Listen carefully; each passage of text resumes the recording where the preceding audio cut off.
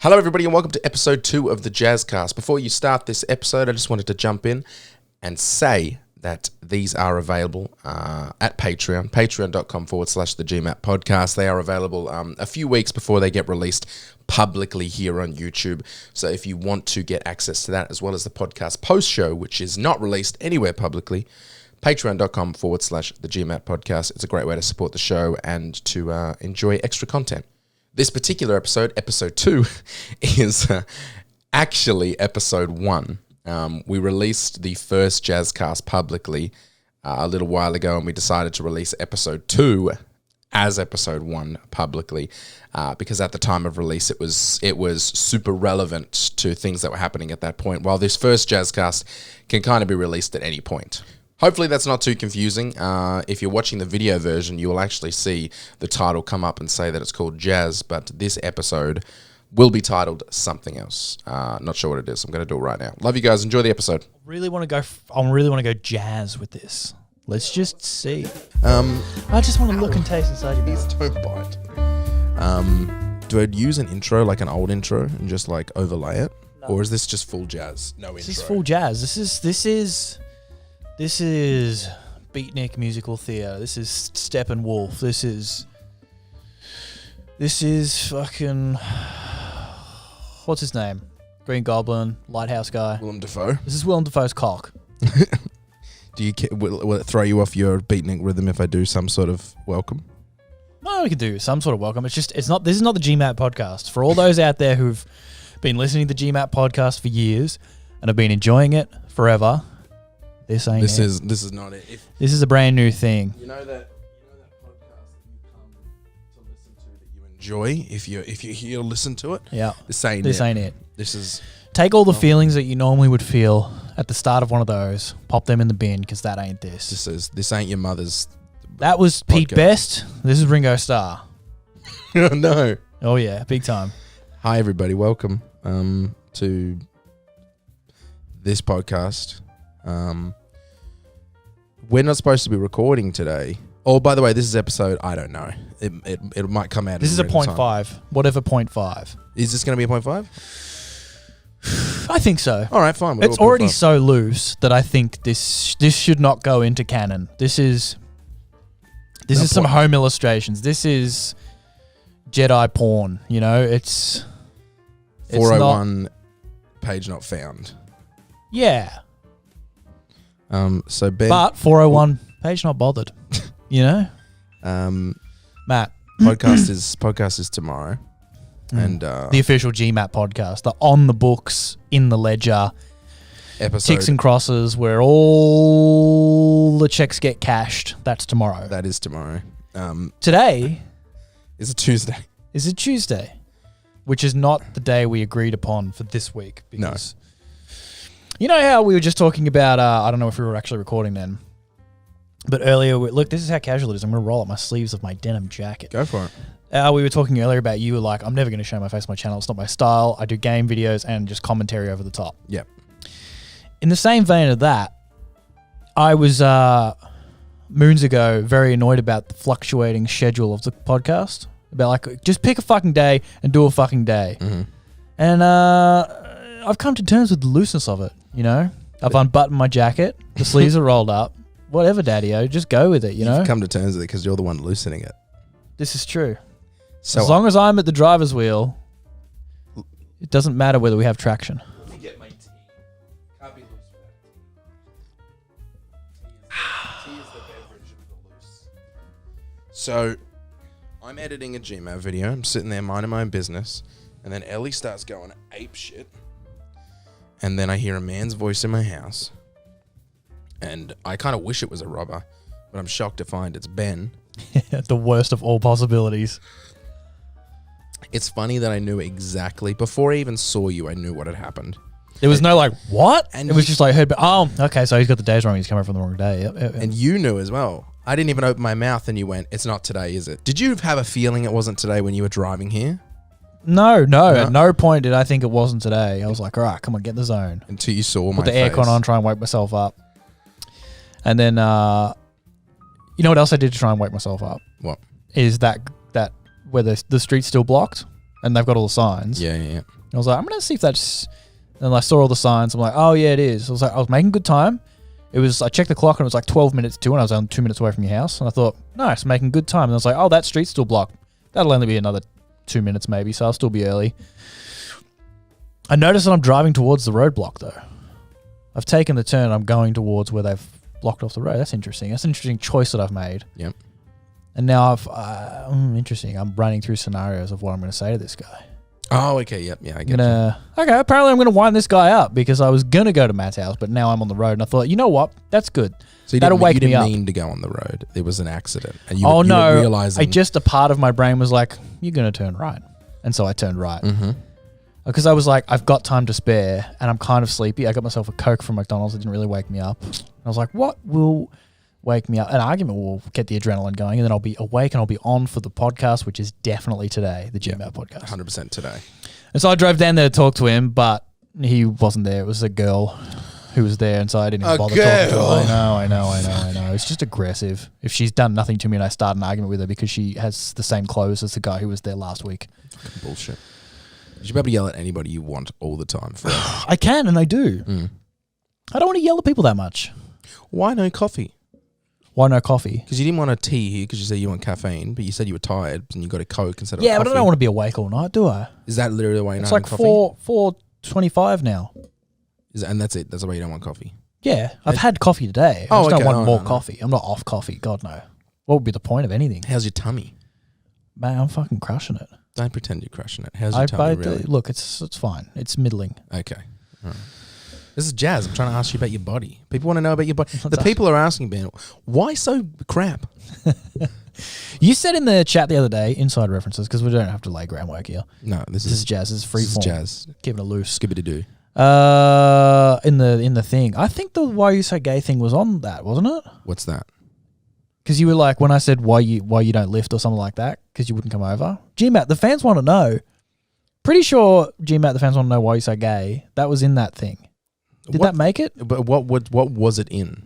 It was for G Stream, the radio. It was the radio. Oh, it was. And I remember we were worried because we're like, are people gonna? Is it too on the nose? I'm like, it's a character. That'll be fine. It is funny. It is funny. But then using gay as a slur. Yeah. But I figured it's like we weren't saying it as an actual thing. It was like everybody knows why the joke is funny. Yeah. But we're just being extra careful because it's on the internet. Yeah. But it was so. But because we brought it, that's what made me assume it never went anywhere because of what it was. So ridiculous. It was so very funny. And also, that's right. It was the radio character being like, the fans want to know why you're so gay. The fans want to know. Yeah. And because we had to stop because we were laughing so hard. How ridiculous and out of nowhere it was. I think you should be allowed to say whatever you want as long as you're playing a character. That's it. Them's the rules. And the easiest way to have people know you're playing a character is to put paint on your face. Whatever color. Is this shut up.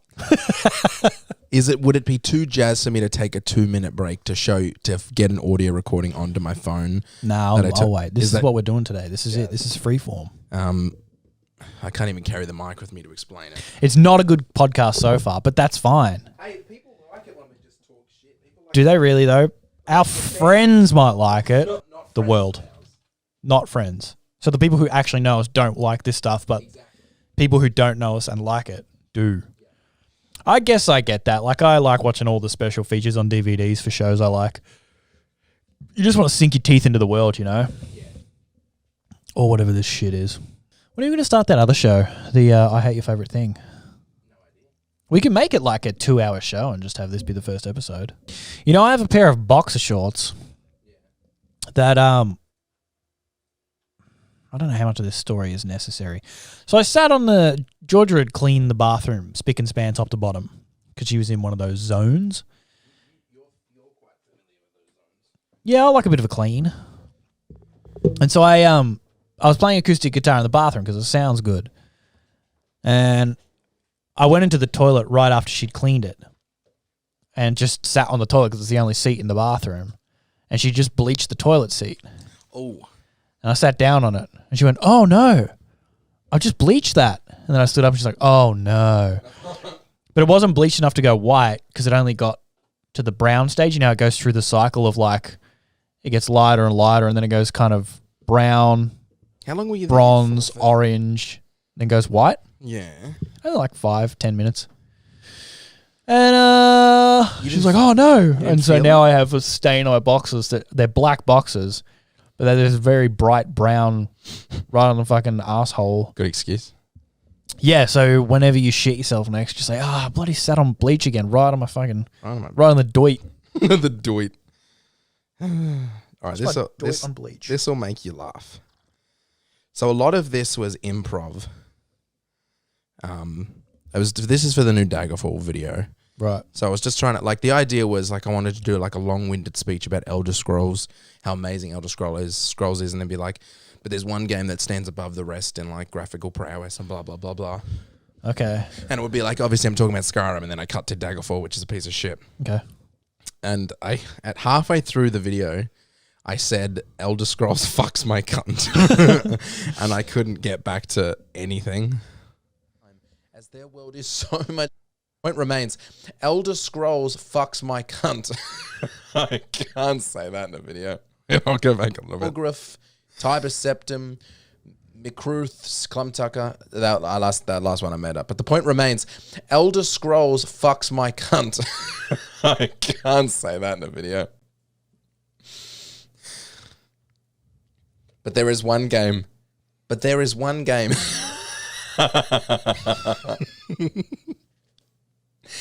But there is one game that stands above my cunt.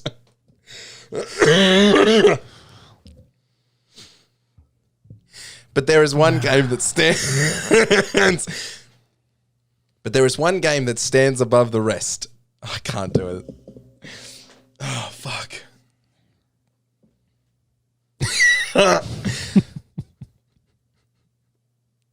But there is one game that stands above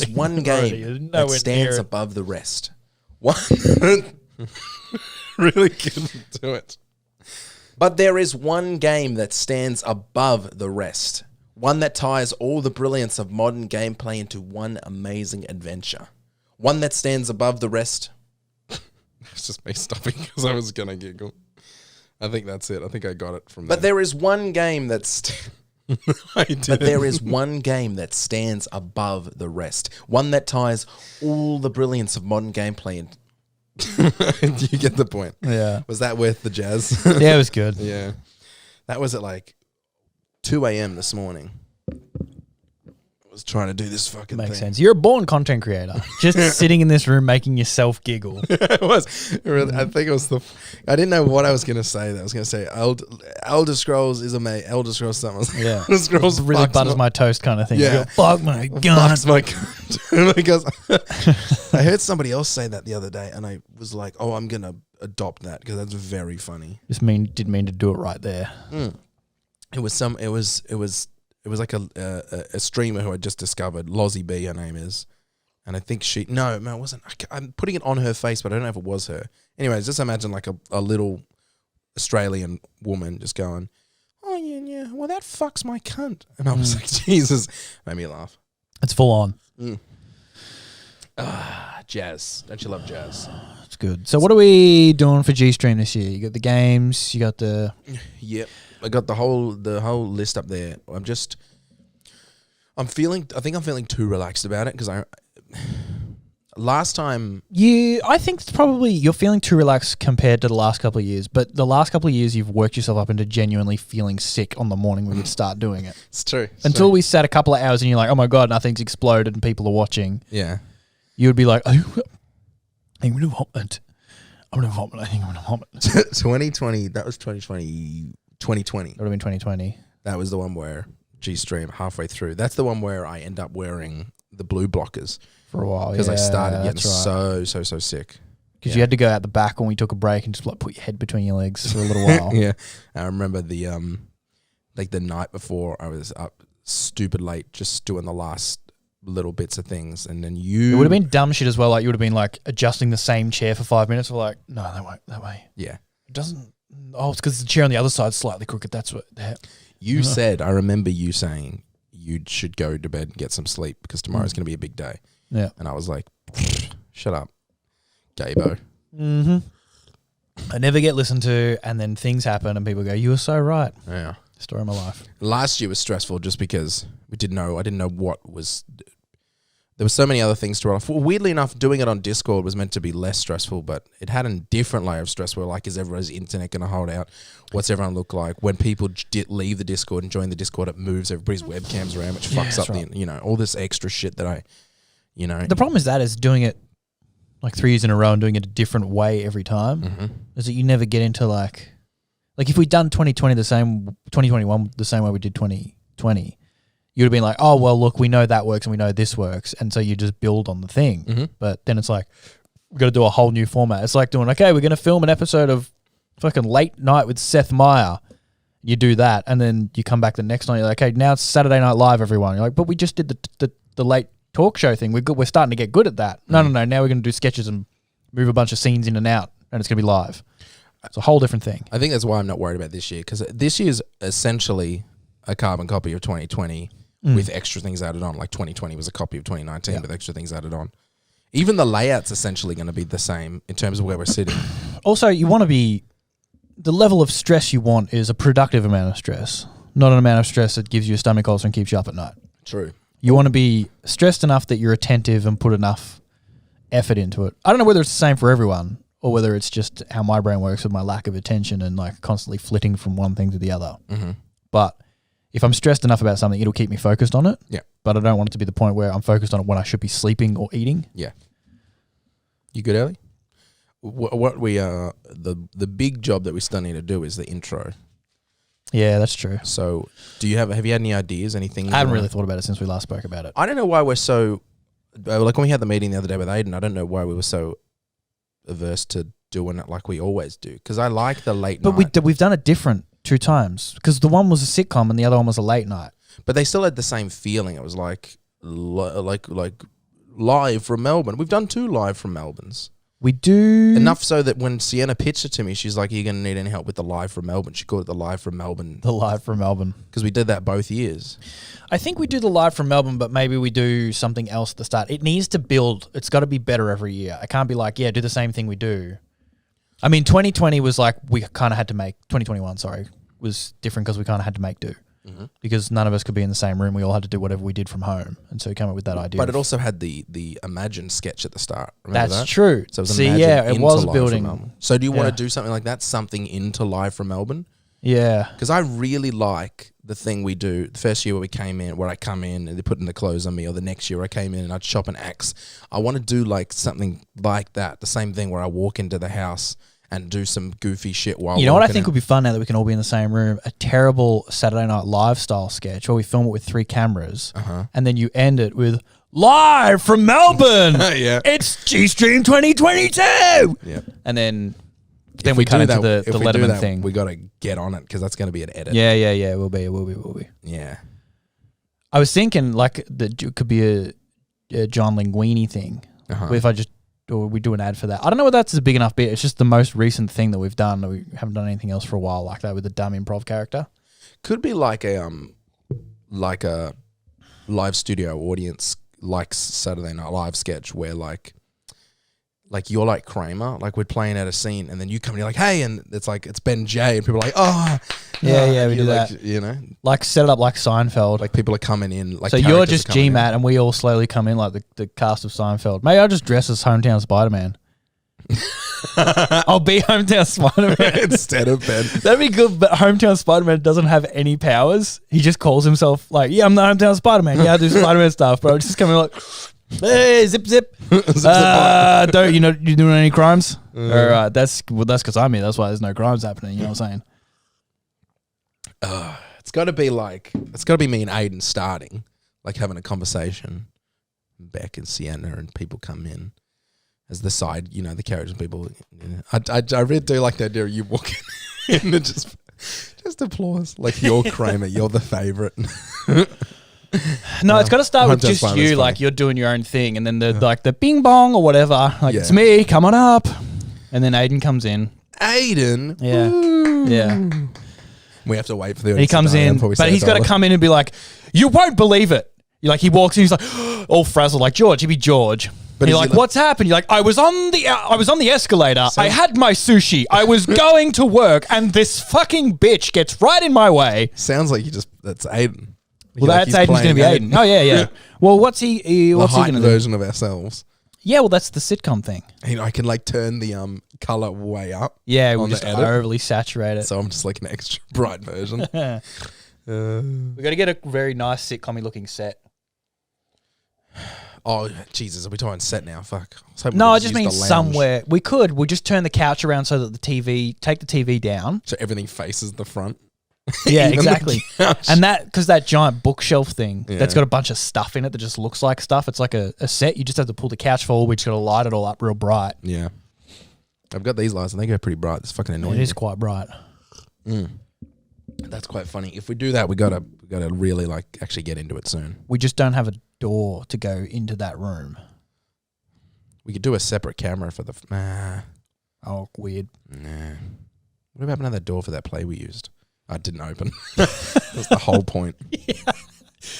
Remember we were doing that play and my stepdad was building the door and he was getting so stressed out about it because he was like, he couldn't find a way for it to stay stable. When you open and close it. And it wasn't until like 2 months in that I was like, oh, and he mentioned it and I was like, oh, that door never actually opens. Yeah. And he walked out, went in and then just started slamming nails into the side of the frame into the door. And I was like, you okay? He's like, fine. I remember that was funny. What were we talking about? G-Stream. That's good to be able to get your anger out and solve the problem at the same time. Exactly. It's not often that, like, can you imagine if you were playing a video game and smashing the PlayStation controller to bits would be like, congratulations, you passed this level. You clocked it. Yeah. Mission complete. G-Stream. G-Stream's, it's going to be good. So we'll do that intro. I feel like we've just burnt a lot of the surprise gags in this podcast, though. Well, I just won't release this till after G-Stream. All right, fair enough. Or it's a 0.5. I don't know. But people will still enjoy Seeing how the sausage gets made. Gets cleaned. Good list of sausage punch up. Good list of games up there. I really like the GoldenEye thing. Sauce. Well, you're going to use GoldenEye sauce because that's got all inbuilt multiplayer and stuff. It looks a little nice. My creative juices are still running on this Saturday Night Live thing. Okay, sorry. Well, hey, it's jazz. So either do just a straight up like Seinfeld patter thing of you're there, we all come in, and just try and write a like goofy sketch around that, or we have some weird. I think that'll work. You just do some sort of SNL sketch. I think that's it. That's sort of in the vein of late night TV that we're always in. Because we did the sitcom, we did the actual late night intro, and SNL's logically the next step. The thing, because I do want to do the walk-in sketch. That's always funny. But I got to come up with some new stuff to do. But now we can have everyone involved. Don't have to do that thing where Aiden and Sienna and you and Beck send in footage of yourselves getting your rooms ready. We do the whole thing, but that won't take long. Even the first year we did that, we just made it up on the spot. Being what? Remember I walked in, Aiden put my jacket on, Beck did my makeup, Aiden put you my want to do that on. whole thing again? Yeah, but that's what we did 2021 as well. I walked in. Oh, but it was just you and Beck, was it? No, but there was... And Bruce. No, Aiden and Sienna and Beck all had footage. It cut between me doing that and them getting their rooms set up. Like that's right, the sitcom thing. And I just walk in and I got the axe and I just chopped a bit of wood and then like went bah, bah, bah, and just zoomed in on the wood getting thing. I screwed a light bulb in. Just shit that makes no goddamn sense. Yeah. As I walk in to do the setup. Just goofy shit like that.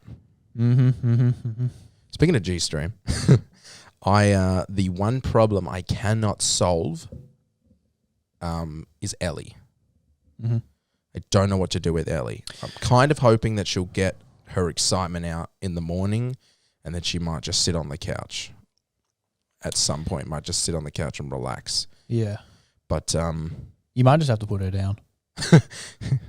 No, even when we're doing the podcast, like it's 5 minutes of her running around and then pretty much she just kind of lays in the middle of the floor. It's just more that I'm going to have to raise all the cables. That's the one thing From birth? Yep. Raise them, put them in a good school, teach them my ways of life, and raise them gay. Sick of all this heterosexual nonsense children. Yeah. So that's the one thing I got to do is keep everything off the floor. Otherwise, she'll just run through someone's cable or something. which is fine. If we've got all the tables, we can just like tape them up underneath. You only need the one power cable, and then everything else can just be like. Yeah.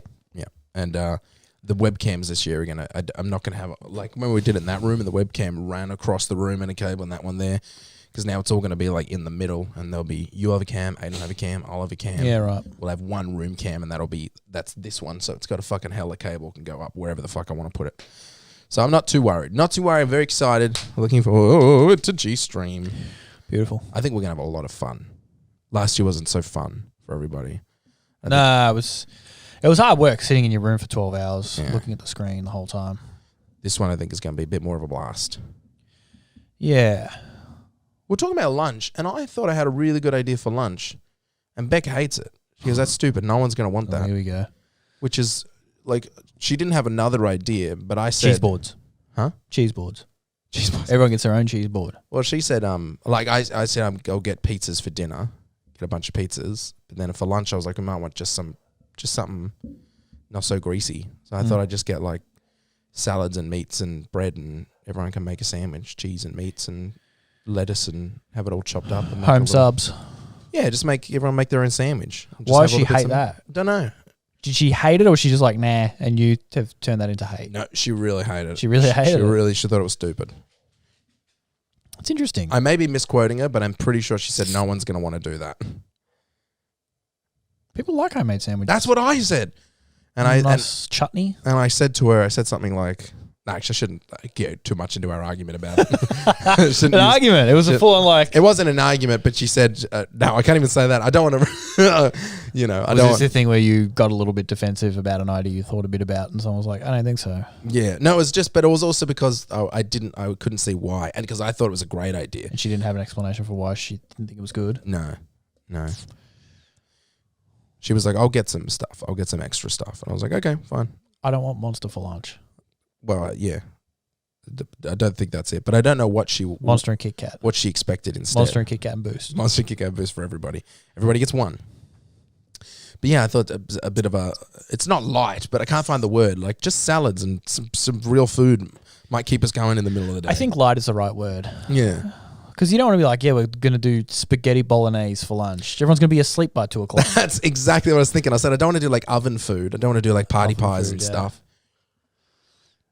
Yeah. And I don't think, and I don't know if she's worried that it seemed like I was cheaping out. And I'm like, no, that's going to cost more than if I got a bunch of oven shit. If I just get like some lettuce and tomato, I have it all chopped up, ready to go.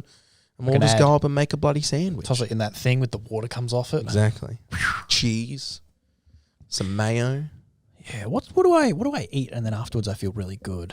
There's so few things and they're so distant in my memory. It's getting to the point now. I don't know if it's an age thing or a weight thing, but I can't eat anything without feeling like shit. No, I think it must be age. Except for like soup. It's not just me. I eat like pumpkin soup or a chicken and corn soup. I feel fine.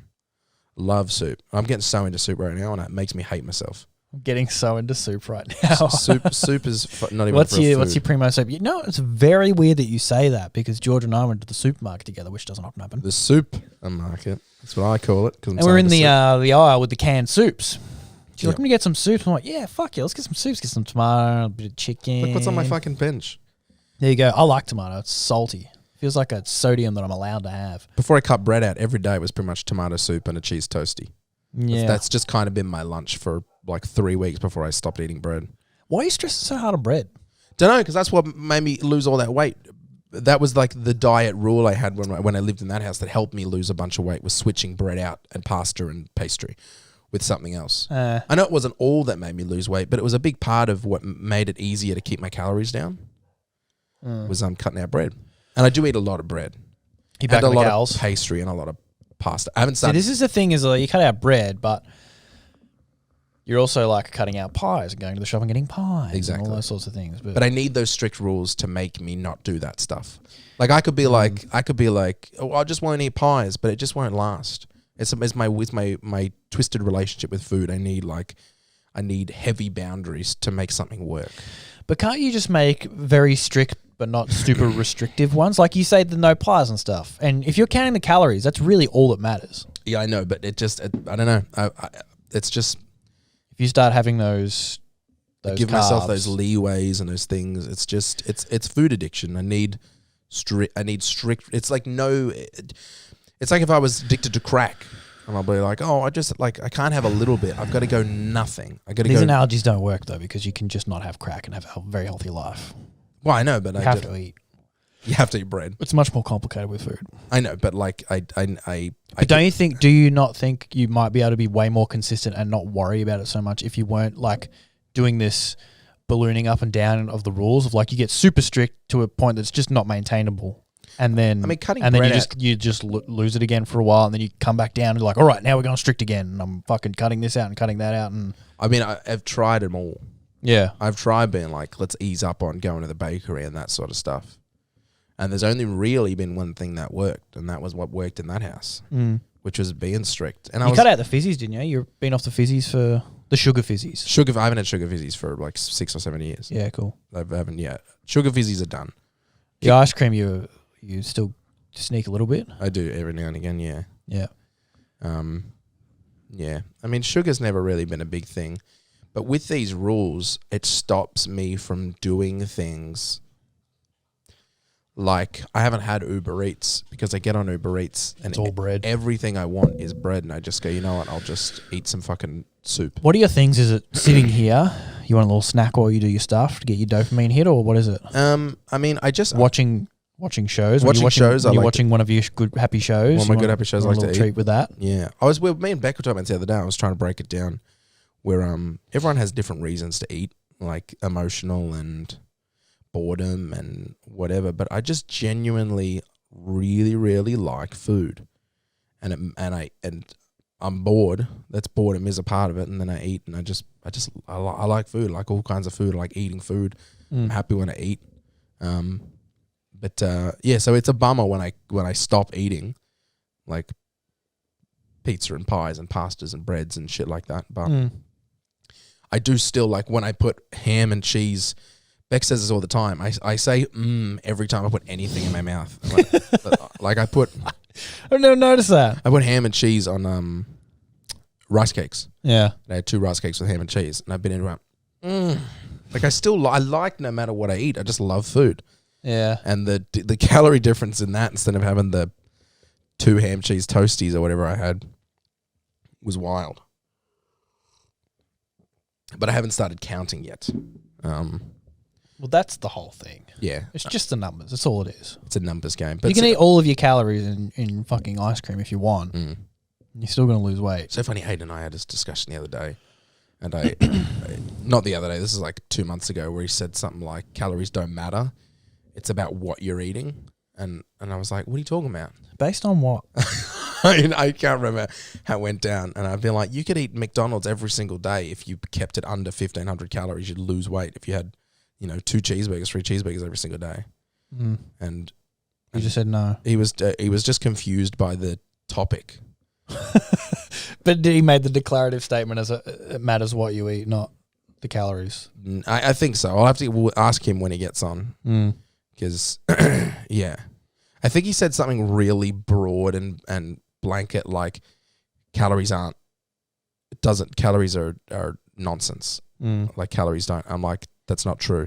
Literally, the only thing that will make you lose weight is putting your calories below what you're burning off. Yeah. And we disagreed on that. I'll ask him for what his stance was. I don't know if he'll even remember what he said, because it could be just one of those blanket statement things. Just shit talking. Threw out when he had a beer in his hand, you know? Yeah, that changes everything. We're drinking and there's a statement made. It could just be just to wind the other person up. Yeah. Yeah, or maybe he was saying something like that to kind of throw you off, throw your science brain off, because you sent him to a rub and tug joint. And that was his revenge, is to make your dieting brain completely non-science based. Yeah. Yeah. Which would make it even, and therefore you could probably ask for that money back. Yeah. And he would be required by law to give it to you. When we have Beck on next, we got to ask her why she thought I was such a dog about it too. Yeah, is she in tomorrow? Or maybe. I don't know. Depends. We're still starting late, so she's probably working. Yeah. Yeah. What are you so excited about, Ellie? All right, let's do some more jazz. What else is going on? Let's finally we get into the fucking jazz. Let's stop with all this jazz. conversation. A little more action. This will definitely be a 0.5. Maybe I'll release on like a Thursday. Yeah. We should do 0.5s like this every now and then just to jazz it out, but they're way longer Yeah. and far less interesting. There is always like one person who says like, I thoroughly enjoyed it. Yeah. People like particular people. And I say people because I like it when I'm a fan of someone and they just start talking about their like day to day in their lives. That always really interests me. Yeah, I was one of those people, I assume you were, I know Beck is, of like, just the more DVD extras, the better. I want to hear all the commentaries. Yes. I used to fucking, when South Park was doing those mini commentaries, I used to eat that shit up when I was into that show in like the season 10 to 12, 15 era. When they were making thoroughly good shit, you know, great social commentary. I wanted to fucking hear all the snippets of what like how that stuff came to be. I'll know the era if you tell me an episode in there. Are we talking We're talking Mr. World Garrison of gets a sex change? that might have been earlier. I'm talking World of Warcraft was season 10. Yeah. Cartman freezes himself and goes to the future. Yep. He ends up, he puts himself in suspender animation, as he says. There was the one a few years later this season, the Imagination Land. Remember that whole? Yeah. That was a good. Yeah. That's the last one I remember. They had a banger of 5. It's funny, like most shows, you know, shows like The Simpsons and whatnot, they start off trying to find their feet. Yeah. And then episodes, seasons 2 or 3, they really get it and they nail it for like 4 or 5 seasons. And then they kind of drop off. But I think it took like 10 seasons before South Park really. The early seasons, at least up to like 5, I think is just piss and fart and fat and probably race jokes. I don't know whether they do race jokes so much, but it's definitely like mostly farts. Slightly less like sex and dicks and butts. A lot of shits and mostly swearing. And it's just like, how rude can we be? And then they started getting into like the social commentary stuff, and it was a fucking great show. Yeah. It was a very good show. Cutting edge stuff. I still liked the piss and farts though. I know. We all did when it started because we're like, what are they saying? It's like the show grew up with us. It's what? Yeah. Good shit. Like the movie. Everyone loved the movie. And I was like, it's not very good. No. It's just Satan and Saddam Hussein. It's fucking goofy. Yeah. That movie's not good. It's not a good movie. Even by South Park standards, it's not good. You want to talk about something a bit juicy? Oh, he's crossed his arms. Like genuinely, like if you think we're entering a bad territory, go on. So when you said that, like talking about behind the scenes stuff, and I was thinking about like people I'm interested in, listening like their day to day. Yeah. I was watching Joe Rogan. Yeah. I don't like his Human podcast genius. but he gets the best guests. So that's what I always find myself watching his stuff is when he gets people that no one else can get. Well, yeah, it's going to happen. He's got probably, double your listenership. He's always going to get the big dogs.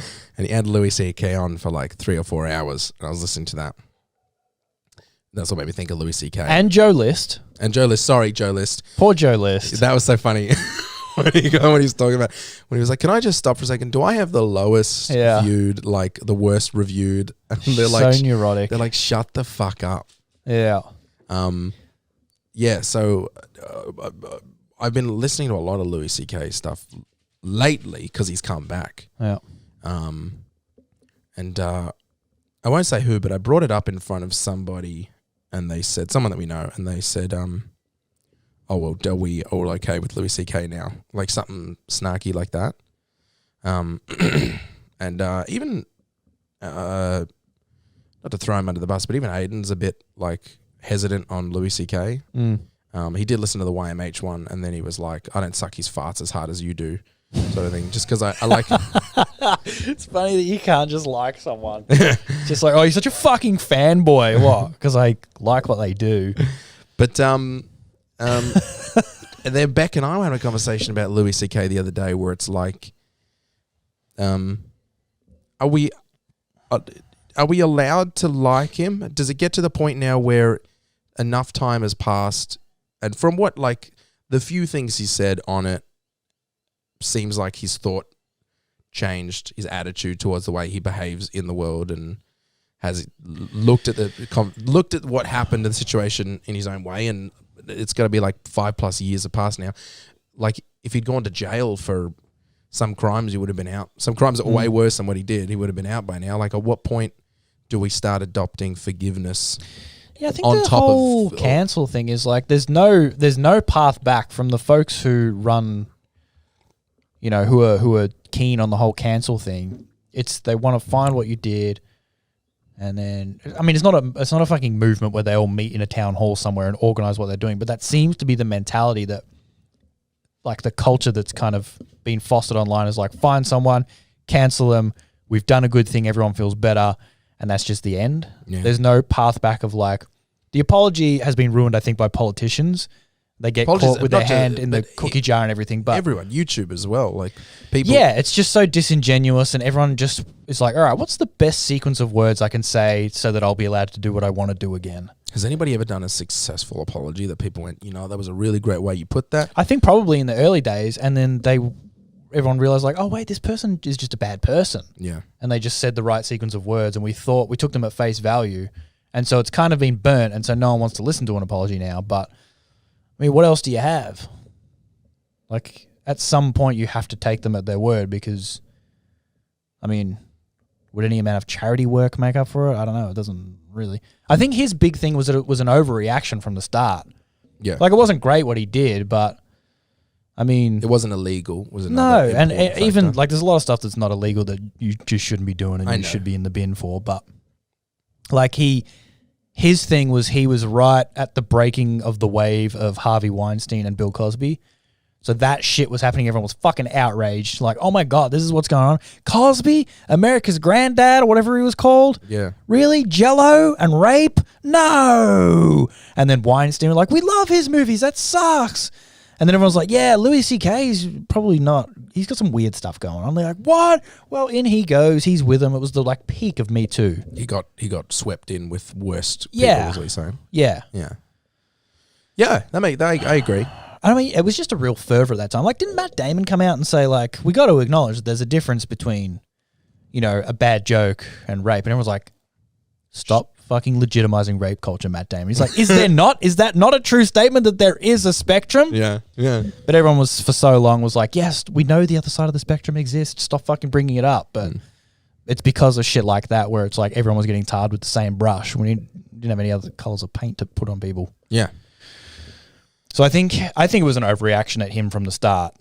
Like, if anything, it's just the mortifying personal embarrassment should be, because he's someone who clearly, he's not like Trump, where if it had been Trump, he would have been like, it was way more than 16 women. There was so many that haven't come out because they're scared of me. They're all scared of me. I tell them don't come out and say that I haven't done it because, they're scared. They don't care. And I did ask him how big it was. It was big. It's probably one of the biggest they've seen. He would have just been proud of it and come out. But yeah, Louis is a pretty well-adjusted person, all things considered. Yeah, especially that. Like, you hear him talk. He's an insightful guy. Yeah, he would have been fucking mortified. And he's got two kids. You know what? Yeah, I might just cut out that. But no, this is jazz. We don't cut anything. The thing that came up was because he's coming to Australia, and I want to go see him. I want to see him, and I'm like, I don't know. I feel this social pressure to not go and see him, and I don't know why. Because I feel like there's friends of mine who, if they found out that I went to see Louis C.K., they would think differently about me, and that bothers me.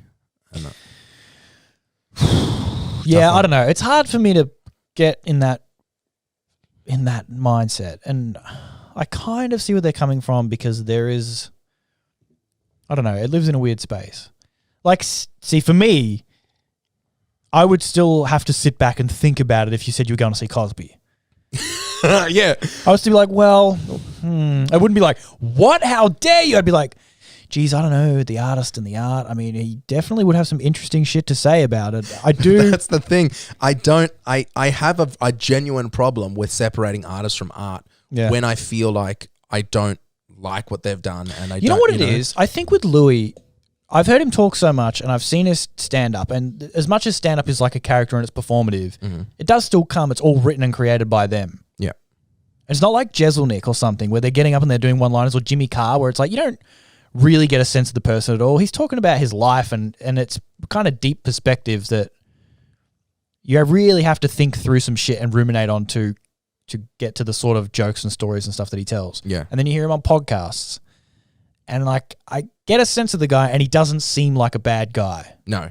I like him as a person, and yeah, he's got that weird angle to him, but which of us doesn't have a weird angle? And that was slightly more perverted than you would like it to be, and then it is maybe in most people. I don't know. It's the crazy thing. There's people I know who have way more disgusting, perverted, let's say kinks. Yeah. People who are quite in my like zeitgeist. But do they do it at other people is the thing. I know, but like it's. I mean, yeah, everyone does it to another person, but yeah.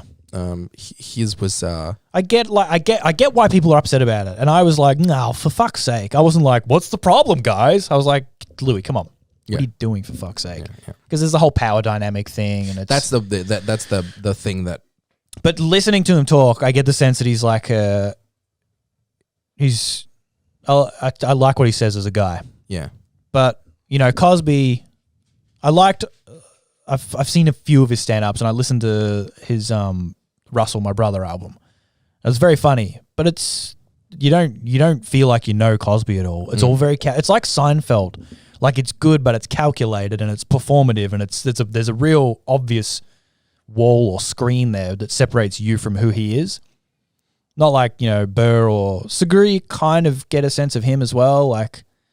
Even with Segura, like listening to the podcast makes it harder to go back to his stand-up. Yeah. Because I do see that his stand-up is a character a bit, type. yeah. Or, Mulaney's a really calculated one. As funny and as like nuanced and interesting as his stand-up is it's Mulaney in a suit. Mm-hmm. You never see him on stage in a T-shirt with a mustard stain on it. Like he puts out a persona.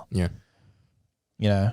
That's why when it came out, it was like, he's a cokehead. I'm like, interesting. I wasn't like, what? Yeah. John Mulaney, a cokehead? And I was like, oh, yeah, okay, well, there you go. I mean, I wasn't surprised because he talked about that on stage a lot. Did he? Yeah, I mean, he said, I used to have an alcohol problem. I was doing drugs since I was like 13 years old. And he has a bit where he's like, I don't look like someone who used to do anything. I look like I was sitting in a room eating saltines for 13 years and then I walked out on stage. Yeah. Yeah, he does talk about his addiction, his struggle with addiction a little bit. Maybe not in his newer, maybe it's those Spotify albums I've been sending you and I'm getting them mixed up with the new stuff. Maybe. But yeah. But like with Louis C.K. when he did what he did, it was like, he's talked about masturbating non-stop on stage for 10 years. Yeah. Sorry, that was meant to be a joke, but touchy topic for a joke. So I don't know. I think those people are just wrong. The people who are still salty about it, bet they can't name one of the quote unquote victims. That's a good point. But neither can I. Yeah, I know, but should I? But I'm minimizing his crimes. Okay. Yeah. And I'm sure I've heard at least one of those chicks on a podcast laughing about it. Like, I don't even think it was them who were...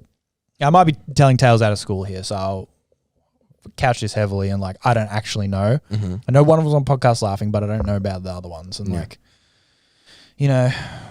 And I think that conversations were had. The thing that... I can't remember what it was on that he was on, but he talked about the power dynamic.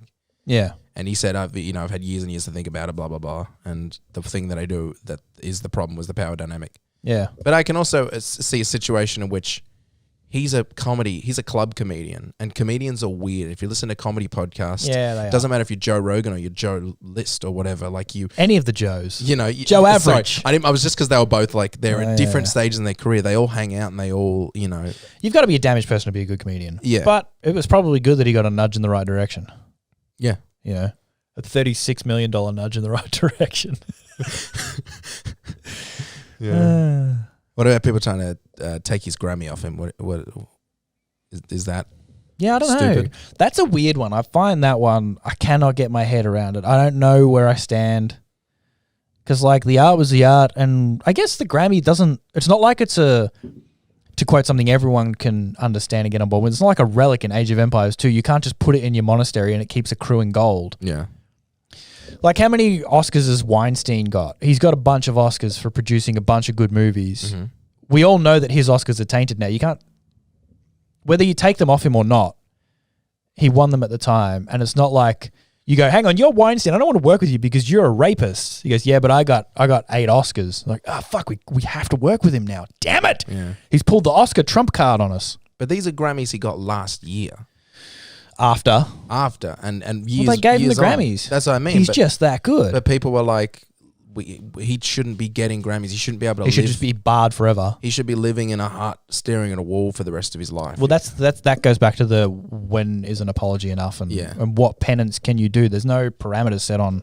There's no end goal to cancelling. that's yeah. I mean, you can cancel. Send someone to jail when they've done a crime, but when it's something bad, something really bad that they've done, how long does it take for them to be forgiven, and can they be forgiven? And I know that some people just won't forgive him, but then do you keep going on and on and on? 10 years later, do you still, like when he comes out and tries to do a special, do people go, this is fucking bullshit? Didn't Caitlyn Jenner kill someone in her car? Yes. And then won. We happy with her at the Grammys? And then won Woman of the Year that year. You know? Is that the Norm joke about it was her first year as a woman and she won Woman of the Year? Yeah. There's all these women who've been doing it for 50, 60 years. She got it her first year. She has to be really good at it. Yeah, she's the best. Norm and her on the podcast together was quite funny as well. When he Norm on anything ever was. She takes a joke really, really well. When she's on Norm and she said he was reading from her autobiography. That's right. It was. I'm gonna have to watch all of those again. It was her saying, "I'm a woman. I'm a woman." Something about being a woman, and then like he goes like 3 pages over, and then goes, "I am not a woman." He's like, "You see how people are confused?" Yeah. Yeah. But then she was also on that Bert Kreischer cabin piece of shit show. She was quite funny in that. You love Bert. Oh, fucking hate Bert. Can you imagine what would you do if you got an email and it was Bert Kreischer saying, "Come on my podcast"? I'd do it. Yeah, I know. But then just like Norm Macdonald with Caitlyn Jenner's book, he kept pulling up cues of you saying how much you hate him. Well, I think maybe I would, if I got cornered like that, I would react badly and then dive into it. You think that would be a bad reaction? No, I'd just be like, well, you know, I bet I don't actually really like you. I think I'm on here because you got a large platform. Yeah, and maybe I just get exposed to a large audience, but I don't think you're funny. I don't think you're particularly funny. I think you're a social climber. You don't think I'm funny? You don't think I'm funny on my podcast? Well, what I do? I'm just doing my comedy. Oh. He's such a fucking pussy. Another one for the bank for the inevitable Chrysler cast.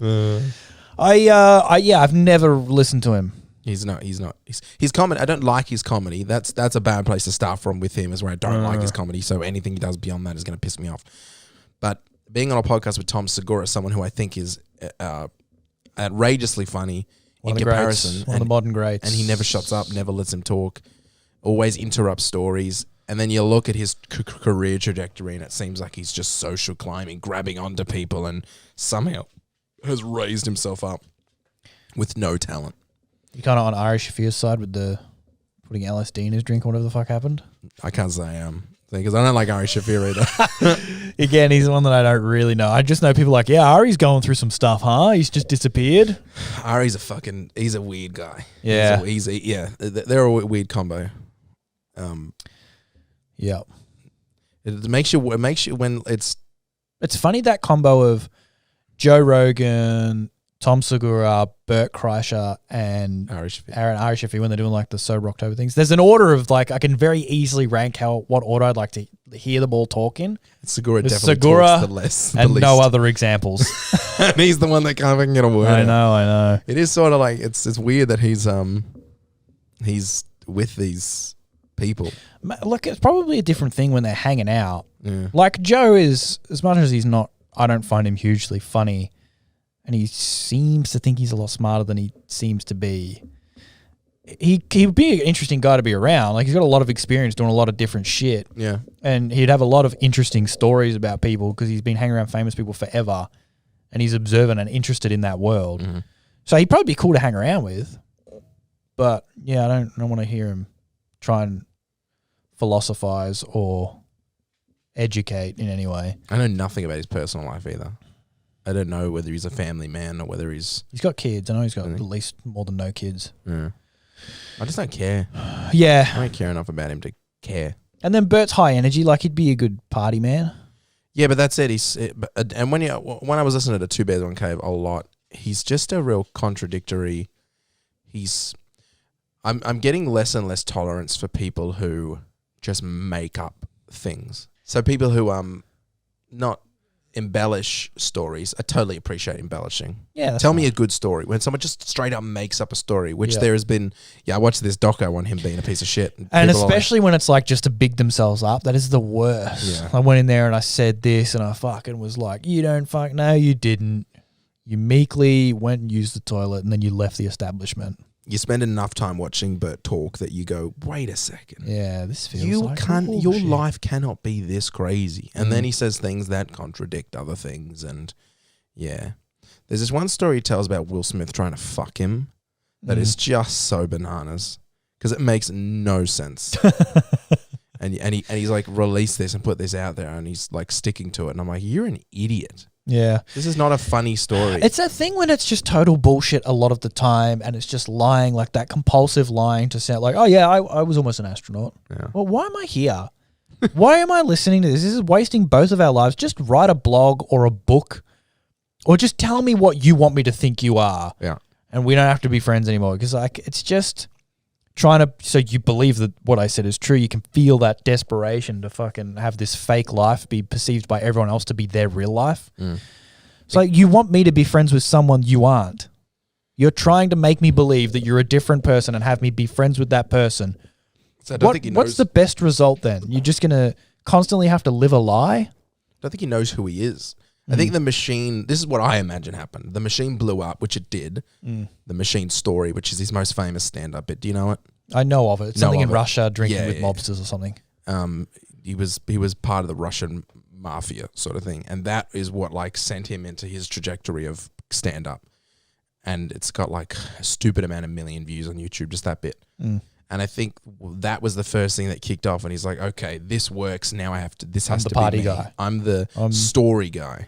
Yeah, I'm Chris Farley. I have to have the crazy stories. He's never been able to top the mafia because I think the mafia one is true.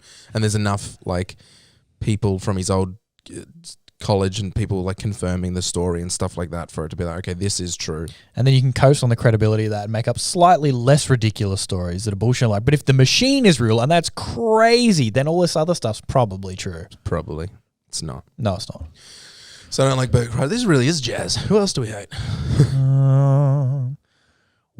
So I'm probably not going to go to Louis C.K. was into that story. Well, I am, and I'm going to have a great time. Yeah? You're going to feel like a fucking fool because I'm going to tell you how funny it was and how insightful he is now. I don't, I He's can't. been through it. I just can't. I can't handle the fucking the eyes. This is why you won't survive the internet, Matthew. This is why I will survive the internet. Because you care so much what random people think of you. Yeah. That's how you survive the internet, is by not saying anything ever all the time and doing everything. Just kowtowing to everyone's conflicting expectations of what you should do and say and be. Yeah. Yeah. Perfect. Very healthy. I know how to do it. Run the system. Make the system work for you. I made a pretty funny joke on the stream the other day. About time. Kind of got a that kind of got a bit of a sour reaction from like one person, here we and go. then that it's weird how that kind of is like a disease. It spreads really. Because someone quickly. goes, yeah, and then he didn't have any legs, and someone goes, ha ha ha, and someone goes, oh. They go, oh yeah, oh. Come on, Matt. Come on, you did legs. Come on, man. Can't even remember what it was. I wish I could. It wasn't good. No, No, it wasn't good. Now, no. I thought you said it was all right. No. The joke was Oh, great. the reaction. Any other content would Compounding reaction of disgust and disdain at you making fun of a minority. It was a minority joke. It was actually a minority. I was trying to wind you up, and it Yeah. didn't work because it was. Can't remember what it was. Doesn't matter. Point is, it didn't work. See, this is my great fear: is that how are we going to be hyperbolic anymore? What do you mean? There's nowhere to go because I tried to think of the worst thing, and it was the worst thing. Yeah. Because that's the worst thing now. Is that the worst thing I could have said? We need some worse things. We need It's the worst thing. to transition into a dimension where even worse things can happen. It's like what the conversation we had on realize. the conversation we had on the post show said, what's the most offensive accent you can do? And really we had to think about it. Because there's a lot. And it's got to be a hybrid. What do you mean? Well, it'd be like a... You'd have to be dressed as a... I'm going to cut that out. Damn it. I thought I'd nailed the formula then. This is like E equals MC. Oh, shut up, Einstein. I'm going to cut that out. I've nailed it. That's it. Racism is relative. It's more like here's the equation. It squared.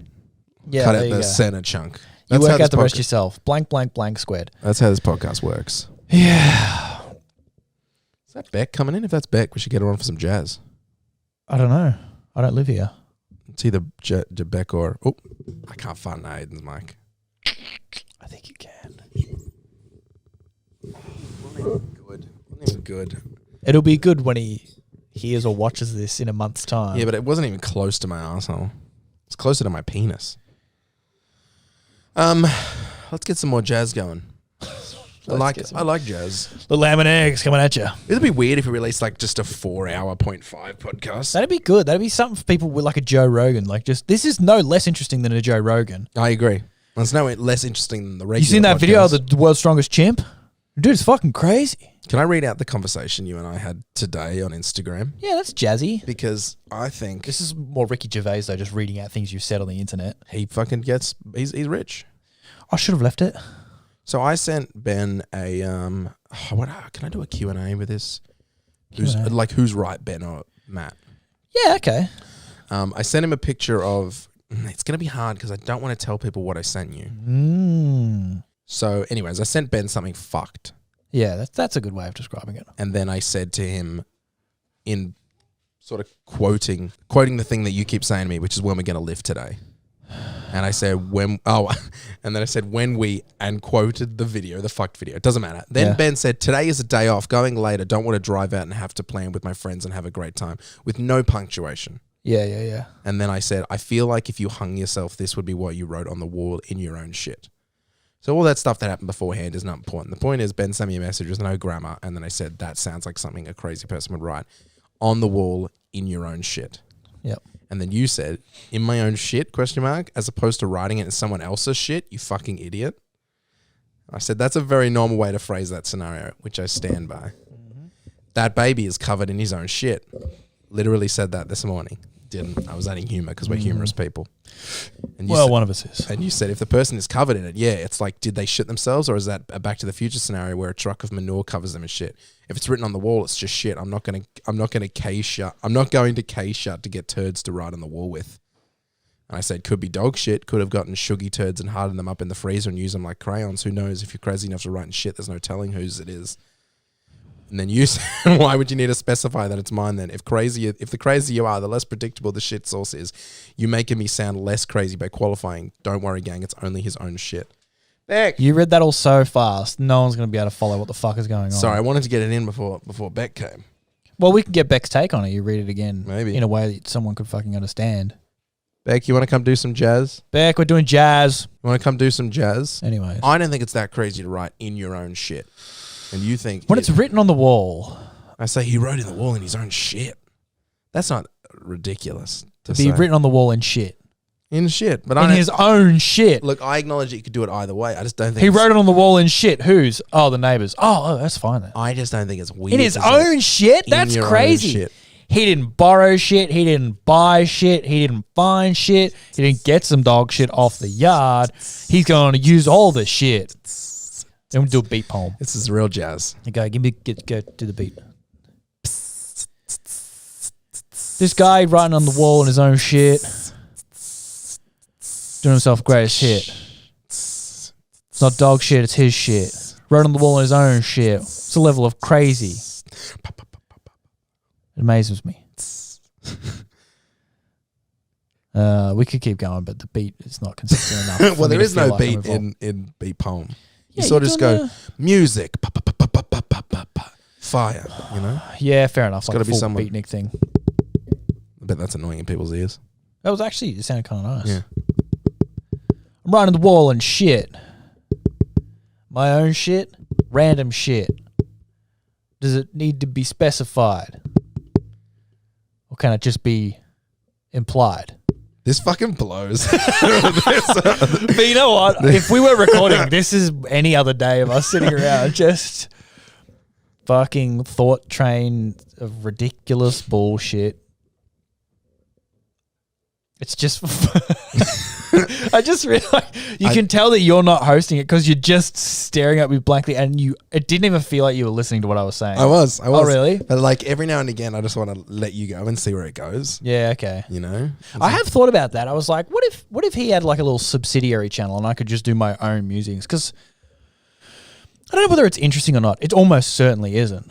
But sometimes I'll just go on a thought train at home, or I'll be talking to the dog, and I'll just keep talking to the dog and just let it evolve, and I'll start theorizing about stuff. That's why I wanted to do the podcast with you with the movie thing, because I think when there's a topic like that, you can just especially if you have an opinion on the movie, you can fucking go.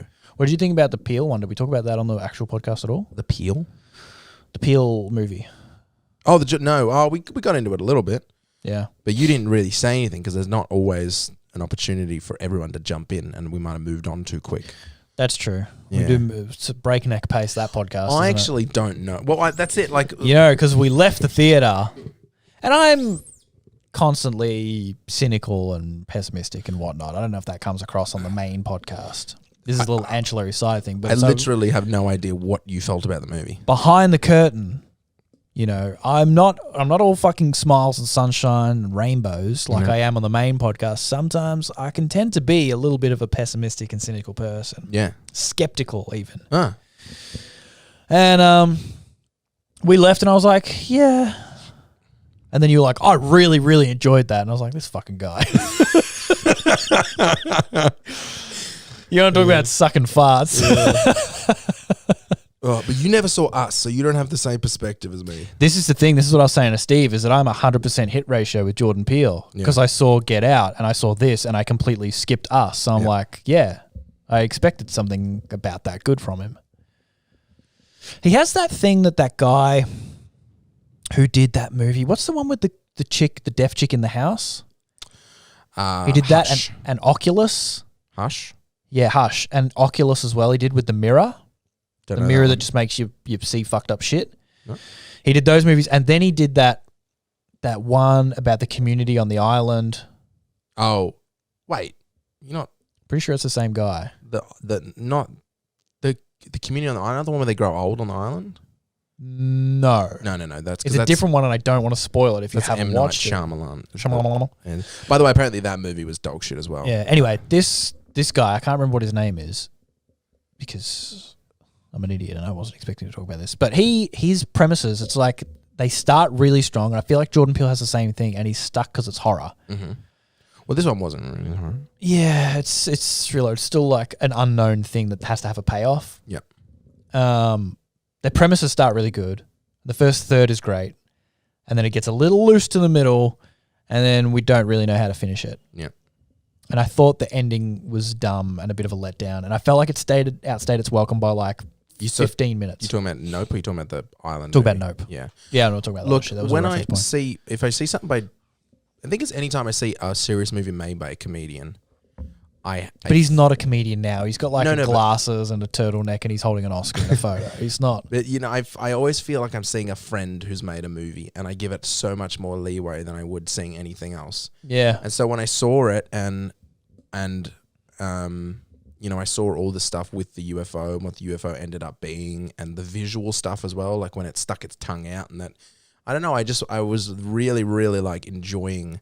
It seemed like that would have been a big project for him, especially with all of the CGI elements. He's an Oscar winner now, though.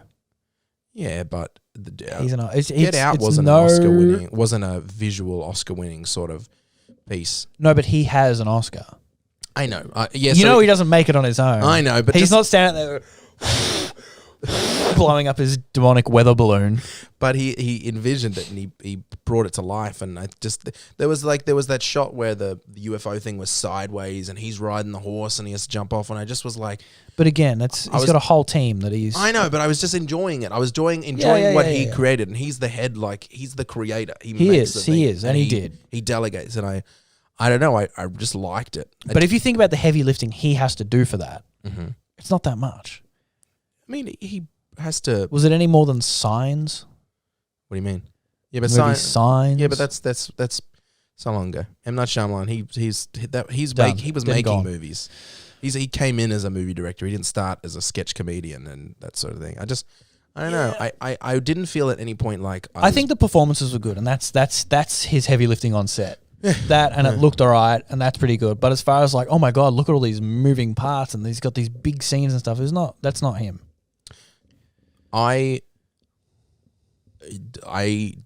I wasn't bored at any point as well, which I get in movies sometimes. I felt like I was always interested in what was happening next, whether or not I liked the ending. There are parts of it that I went away going, I wish he'd unpacked that a bit more. And I bet there's some wanky explanation that he has in his head that he won't tell the audience. He'll let the audience interpret. It makes it sound corny.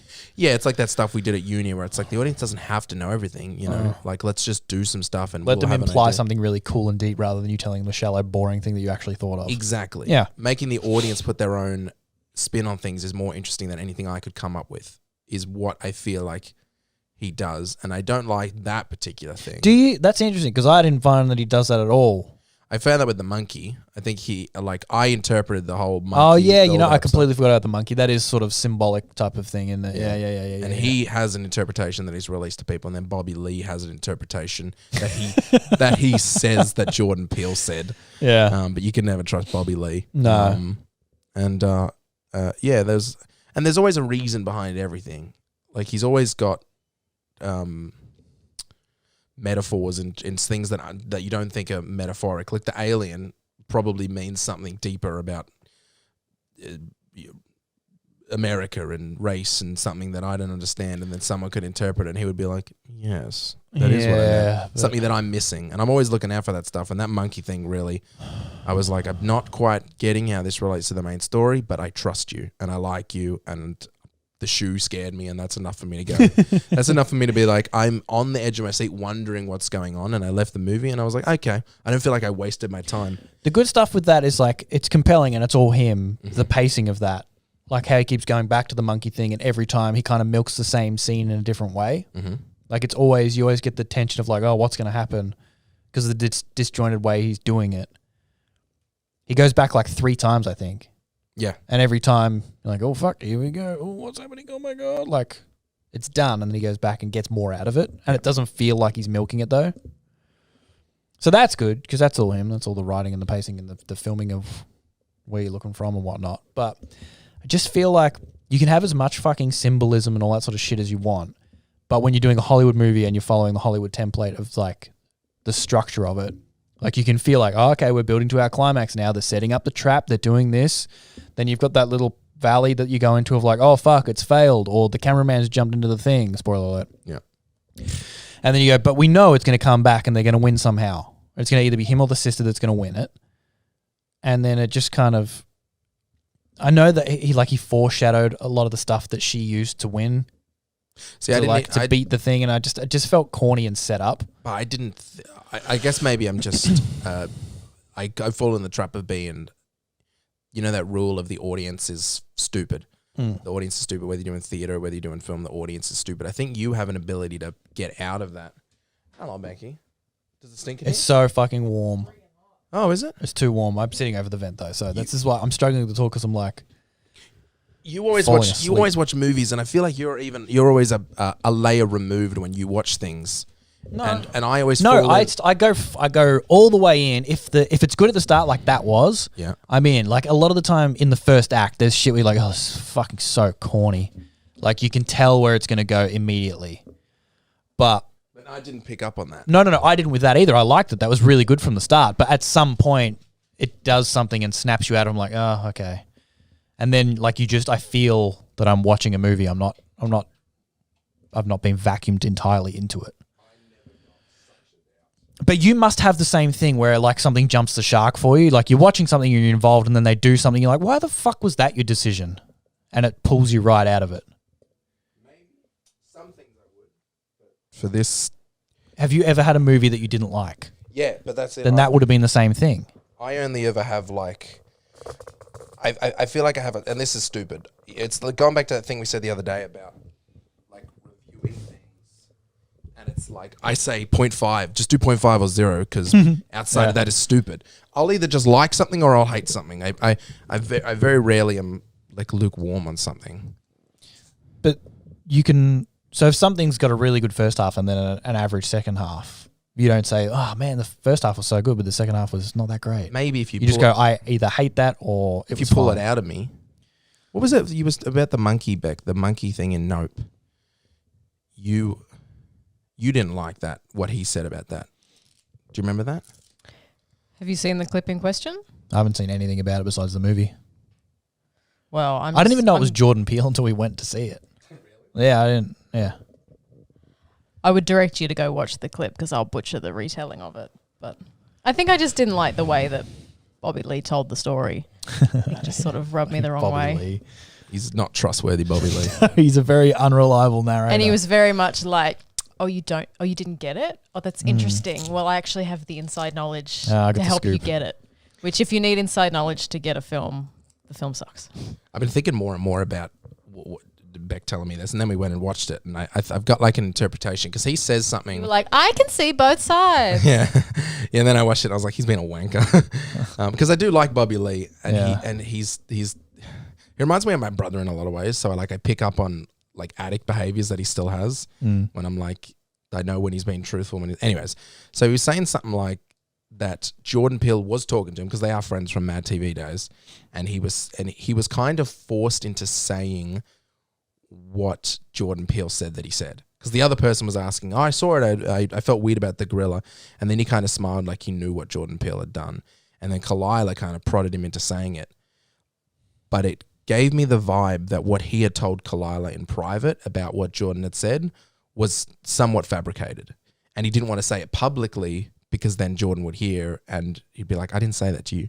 So I think the part that he said was true was the stuff that he did sort of later confirm, which is the monkey's kind of like a metaphor for the industry, and maybe in particular the way that he was treated on Mad TV. Jordan apparently does some contract stuff and wanting to blow up and something like that. It was hinted at that the little boy under the table was Bobby. That's the thing that which I is think, where he's like, I don't want to talk about that. That's the thing I think he made up Don't and bring it told up. Kalila to big himself up about this thing. And he's like, oh, Jordan said that I was the little Chinese boy. Right. Sorry, little Korean boy.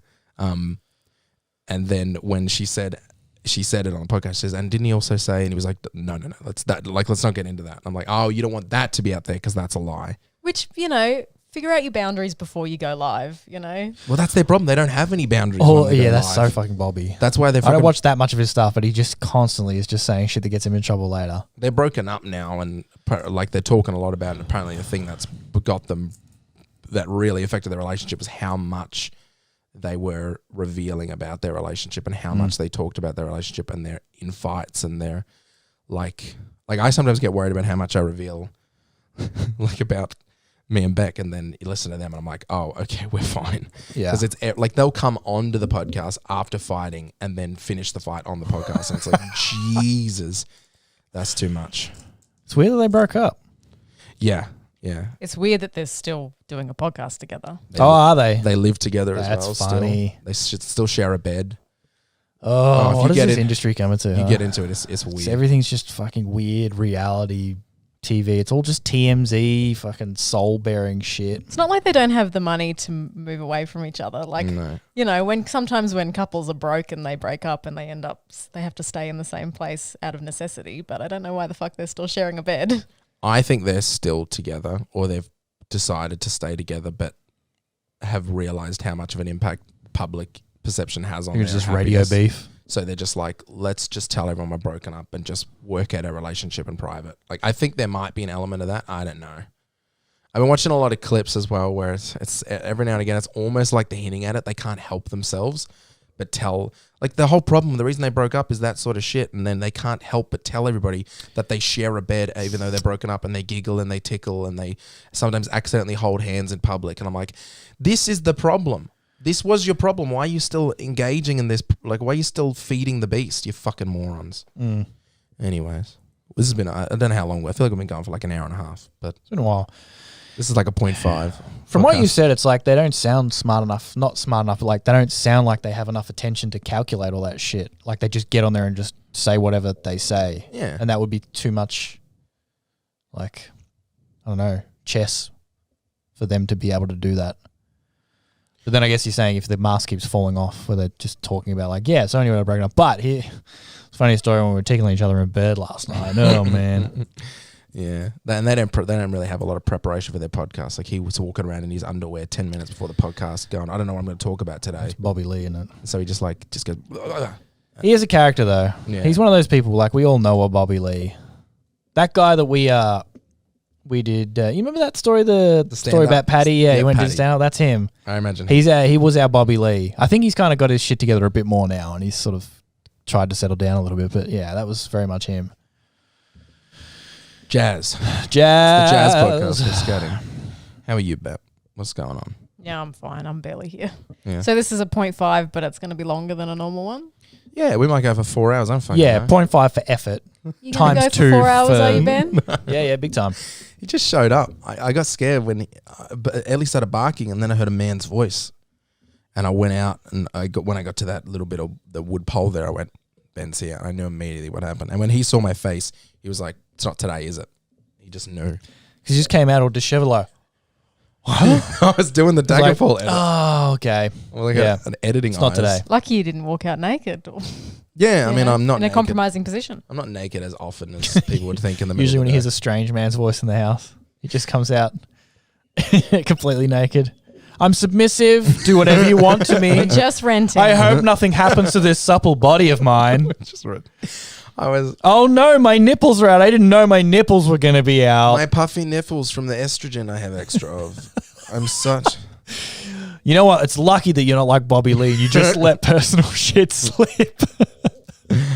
Yeah. So I had editing face, but then I had a couple. I thought we were just gonna have a cup of tea, and then he was like, "Let's do a podcast." I was like, "Okay," and that was came here to work. He's come here to. He's in a working mood. Yeah. But we talk about lots of stuff. I don't do it all again. Stop looking at your watch. That's the first time I've looked at it. I just noticed it's kind of getting dark. It is. Ta-da. What are you gonna say? I don't want to jump back to it, but the Louis C.K. stuff, I thought maybe Beck might have some interesting takes on it. Do we want to go back? It's a 0.5, man. It's jazz. We do whatever we want. I was saying take it back to the chorus. I was saying how I want to go to Louis C.K., but I feel social pressure to not do it. Actually, let's not go back for it. I don't even know what to. Well, I was the one telling you not to worry about that and buy some tickets. I know. I was getting an extra. It's like, what are you going to do? You're going to tag yourself at the venue and say, look what I'm going to. You know, the worst thing is you can't tag yourself not at the venue, which is the only reason to not go, is to be like, not at Louis C.K. right now, just at home with Beck, everyone, and Louis C.K. is live on stage at the Palais, which is quite a small venue to see someone that famous. Picture me with the newspaper up. Yeah. At home. Here I am, me and the dog in the house and my girlfriend. My question is, who is checking? No, it's, but it's not even that people will see, it's that I feel like an immense social pressure that I shouldn't be there. Don't know why. You don't. I feel fine about it. Great. I've come to my own conclusions about him and I feel comfortable consuming his material. Don't say it like that. Only if he asks first. I got to cut that. Why? That's the only joke we've had for the last 2 hours. Well, we can't make jokes about what he did. That's what we're talking about. You're right. Sorry. All right. Yeah. This is the thing. This is what I'm... Not that you shouldn't be concerned about what goes out there, but just so worried about one person being annoyed.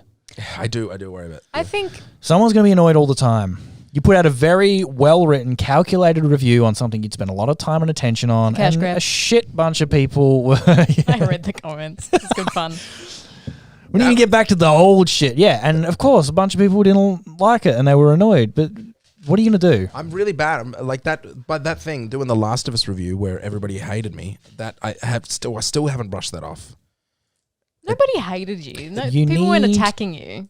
It fucked up my entire, I was going on and on and on about this or that week, the Last of Us week, and how excited I was to get this Happy content. Last of Us week back. It was kind of like that. It was exactly like that. Yeah. It wasn't sad. I was excited. No, I was disappointed that it didn't. Oh, I thought you meant that me getting excited about it. So yeah, and then I was looking forward to this review, and then it was like the day of, and like it all published, and then I came into Beck like 5 hours later, kicking the ground and shit like that. Yeah, because it was all over something that really you had no control over. I mean, you got the game for free, which is fine, but people make out like you're a shill for the company that make the fucking game or something. You got to really quantify these people. like who they are, qualify and quantify them. Children. Like, yeah, they're going to either be kids or just people with no lives. Like, But this isn't an online issue. This has always been an issue for me, not being able to, like, caring too much about what people no, think. I know, and that's something to work on in your own time or whatever. But that's a healthy thing that some people have that can tip unhealthy. You've got to care what people think to some extent, otherwise you're a fucking psychopath. But it can tip into unhealthy if you're losing sleep and whatnot. But it becomes very unhealthy when anonymous fucking words put together on a YouTube comment from some cunt who fucking cares, who has no personal stake in your well-being at all. Like, you should be sending that shit to your friends, like me and Beck and Aiden and stuff. And be like, did this, pretty happy with it. Have a look if you're interested. This is like the first actual proper review that I've done that I spent a lot of time on and, you know, got it before release, blah, blah, blah. I've tried to do a proper review. What do you reckon? Blah, blah, blah. And then see what those people think because, you know, we are people with adult lives, not just random fucking profile pictures. And we know what your brand is and what you're doing, and you know how much we know about video games as well, which is the key thing. So if there's something we don't get or do get, you know, well, this is their level of knowledge of the thing that I'm doing. You just assume the absolute best of all these people who are saying the absolute worst of, like, they seem to know everything about video games. You just infer that they're someone who is worth listening to. And when you have a big channel like that that's got millions of subscribers or whatever, you're just a disembodied voice. You're so far removed from, they don't give a fuck about your feelings. You're not a real person to them. If you put it on your actual channel, the response would have been totally different. And then it is but I also just wanted people to enjoy it. Yeah, there's zero delineation between you, Jake Paul, fucking iDubbbz. You're just some face on the internet spilling content. Yeah. And on that one, it is very faceless because it was Gameology. Like, no one knows who I am. Yeah, and also, the people commenting. I felt safe there. You have exponentially more people watching it and not leaving a comment. They're like, oh, that was good. I'm going to move on with my day now. As opposed to the people who bothered to comment. It's a tiny number in comparison. There's also, there almost certainly is an element of jealousy. Like, I might play that game at some point, but anyone who's going there to watch a day one review on Gameology of The Last of Us remake, who's this fucking guy? Just some guy in a fucking hoodie talking about games? I could do that. Why haven't I got the fucking show on Gameology? Maybe, you know, just some fucking dipshit. I mean, it's always the in their mum's basement thing, but a lot of these people are just in their bedrooms in their parents' houses, not really doing anything besides flicking through the internet. They're not actually even making content from there. They're just sitting there consuming it. And they're gamers, so we know they're awful. Yeah, exactly. It's like that. Did you see that Comedians in Cars thing with Alec Baldwin and Seinfeld? No. You should watch it because they go on this bit about like people who have talent and just expect things to happen to them. Yeah. And Alec Baldwin calls it it's like the Talent Entertainment Commission or something. It's just people who are waiting for a knock on the door, and then he just does a bit as being Alec Baldwin with Alec Baldwin's voice. Yeah. Be like, we're from the Talent Commission. We've seen what you've been doing in your bedroom. We think you've got a lot. We'd like to give you a show on late night. Like they're just waiting for someone to knock on the door kind of thing. Yeah. There's a lot of that. Like people just feel entitled because they're like, I think I'm smart and I think I have talent. Why is people just not giving me opportunities? So they see you there like, this is some fucking guy on the internet who I don't entirely agree with. I should be doing that. But they're not. No. So they just get mad at you. Yeah. And you're going to let that ruin your sleep to make you die younger? Same reason why I don't want to go to Lucy K. I'm like, oh, what are people going to think? What are they going to think? Yeah, dumb people are probably going to think bad. True. All right, we'll go. Or we'll go to Mulaney and play it safe. No one gets mad about Mulaney. Oh, yeah. Why? Because he did a show with Chappelle. Fuck, people are stupid. That's why. Yeah, I couldn't remember. I knew it was something like that. Is that what it was? He did our show. He had he was in the same city as Chappelle, and he had he did like a split act or like had Chappelle come on and open for him or something like that. And people were like, "How could you do this, Mulaney? Yeah. How could you do this?" But that's exactly what Beck's saying. The large majority of people are going to watch it and be fine and not leave a comment or say anything about it or say something positive. But it's the fucking 10 people who are just outraged about everything terminally because they need something to be mad about because that's how they change the world, to sit there and type into Twitter. The problem is also on the last video, there was not a single comment that was good. It was all bad. That was rough. Yeah, but that was what, in the first 3 hours? No, it's still there. I've gone through it yesterday. Isn't Gameology, I'm pretty sure I've heard you and Aiden pretty say toxic. Well, there you go. Yeah. But it's rough to be like scrolling and being like, oh, fuck, every single comment hates what I'm saying. No, the comments hate what Naughty Dog have done. There are no comments. I looked. That's true. There are no comments that are like, that. This video sucks. The way he's put this video together sucks. Well, there was the Nothing stuff like about that. me being a shill. There was a lot of that. Yeah, but that's not a This guy personal is- thing. That's got nothing to do with you.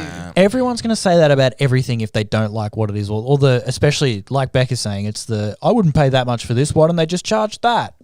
Everyone's going to think someone's peddling it as a shill. And really, I kind of am. I am a shill for them. You are, but it's for personal reasons. They just don't need to pay me. Not for it. monetary gain. It's not like in your heart of hearts you don't think it's good. Yeah. You're an eternal shill. Yeah, and you're such a fanboy of this franchise as well that it cuts deep. Yeah. It's a particularly touchy one as well because Last of Us 2 had so much hate and like I have so much passion for it. Yeah. I could talk Last of Us all fucking day. You should do another apology video and then at the end tell them, yeah, you're right. The price was ridiculous. Can you write They this one should be charging $100. Yeah. Did you see, speaking of mean comments, did you see we had a mean one on one of our podcast videos? You and me. No, there was a mean comment on one of the podcast videos. You and me. No, because when you said our, I thought you did that, like the one that was just you and I. The Royal. The us, yeah. So, what was it? Which one? Boring. Really? Wonder where they got that idea. It was on the one where we talked about Michael Peterson for a really long time. Fuck them. That one got good views. People liked the Michael Peterson one.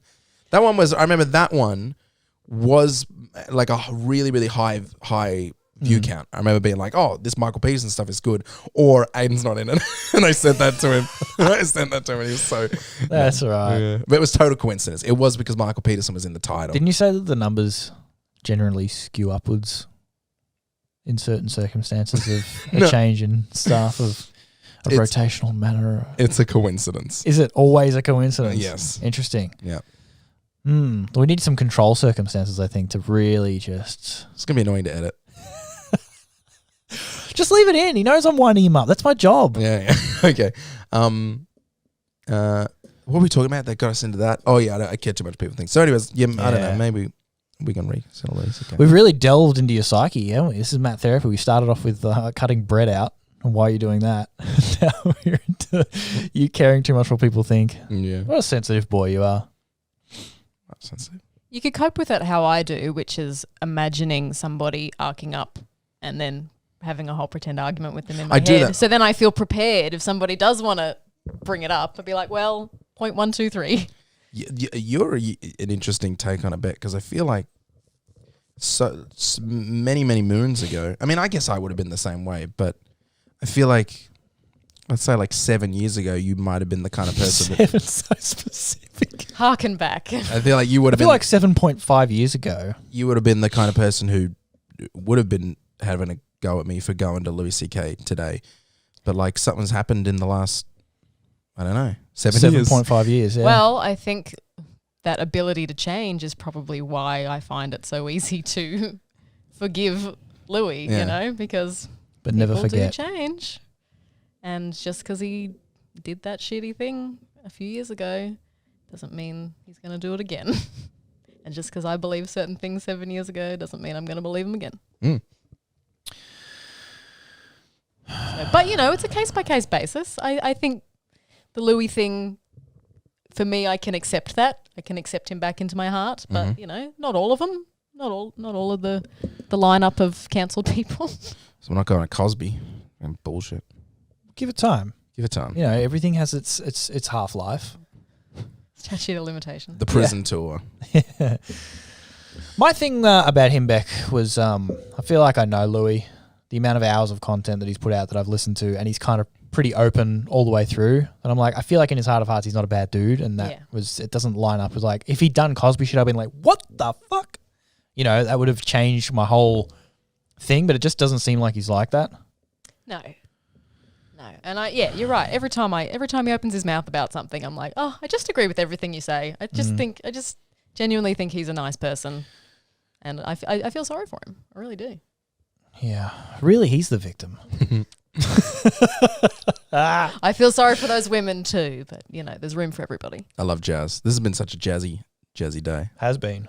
What else is going on? I'm not done. I could sit here all fucking day. And we have. And we will. Yeah. You come back for the podcast tomorrow? Yeah. You better. I've made those commitments. Aiden's just going to have to do a lot of the heavy lifting. Although if you've got notes that we haven't I haven't used, made any notes, yeah. Yeah, okay. I'll have a think. I'll make notes. I always sort of make notes the day of, like think about stuff that's been happening during just the have week. a bit of a think about some things. Big time. That's where we don't do jazz. That's where we tighten it all up, and it's like 4 on the floor, rock and roll. Yeah. Yeah. I'm getting a bit like self-conscious. No, you don't need another hang up. Come on. Yeah, you're right. Go on. It's about like Let's get it out and we'll fix it. It's about because the podcasts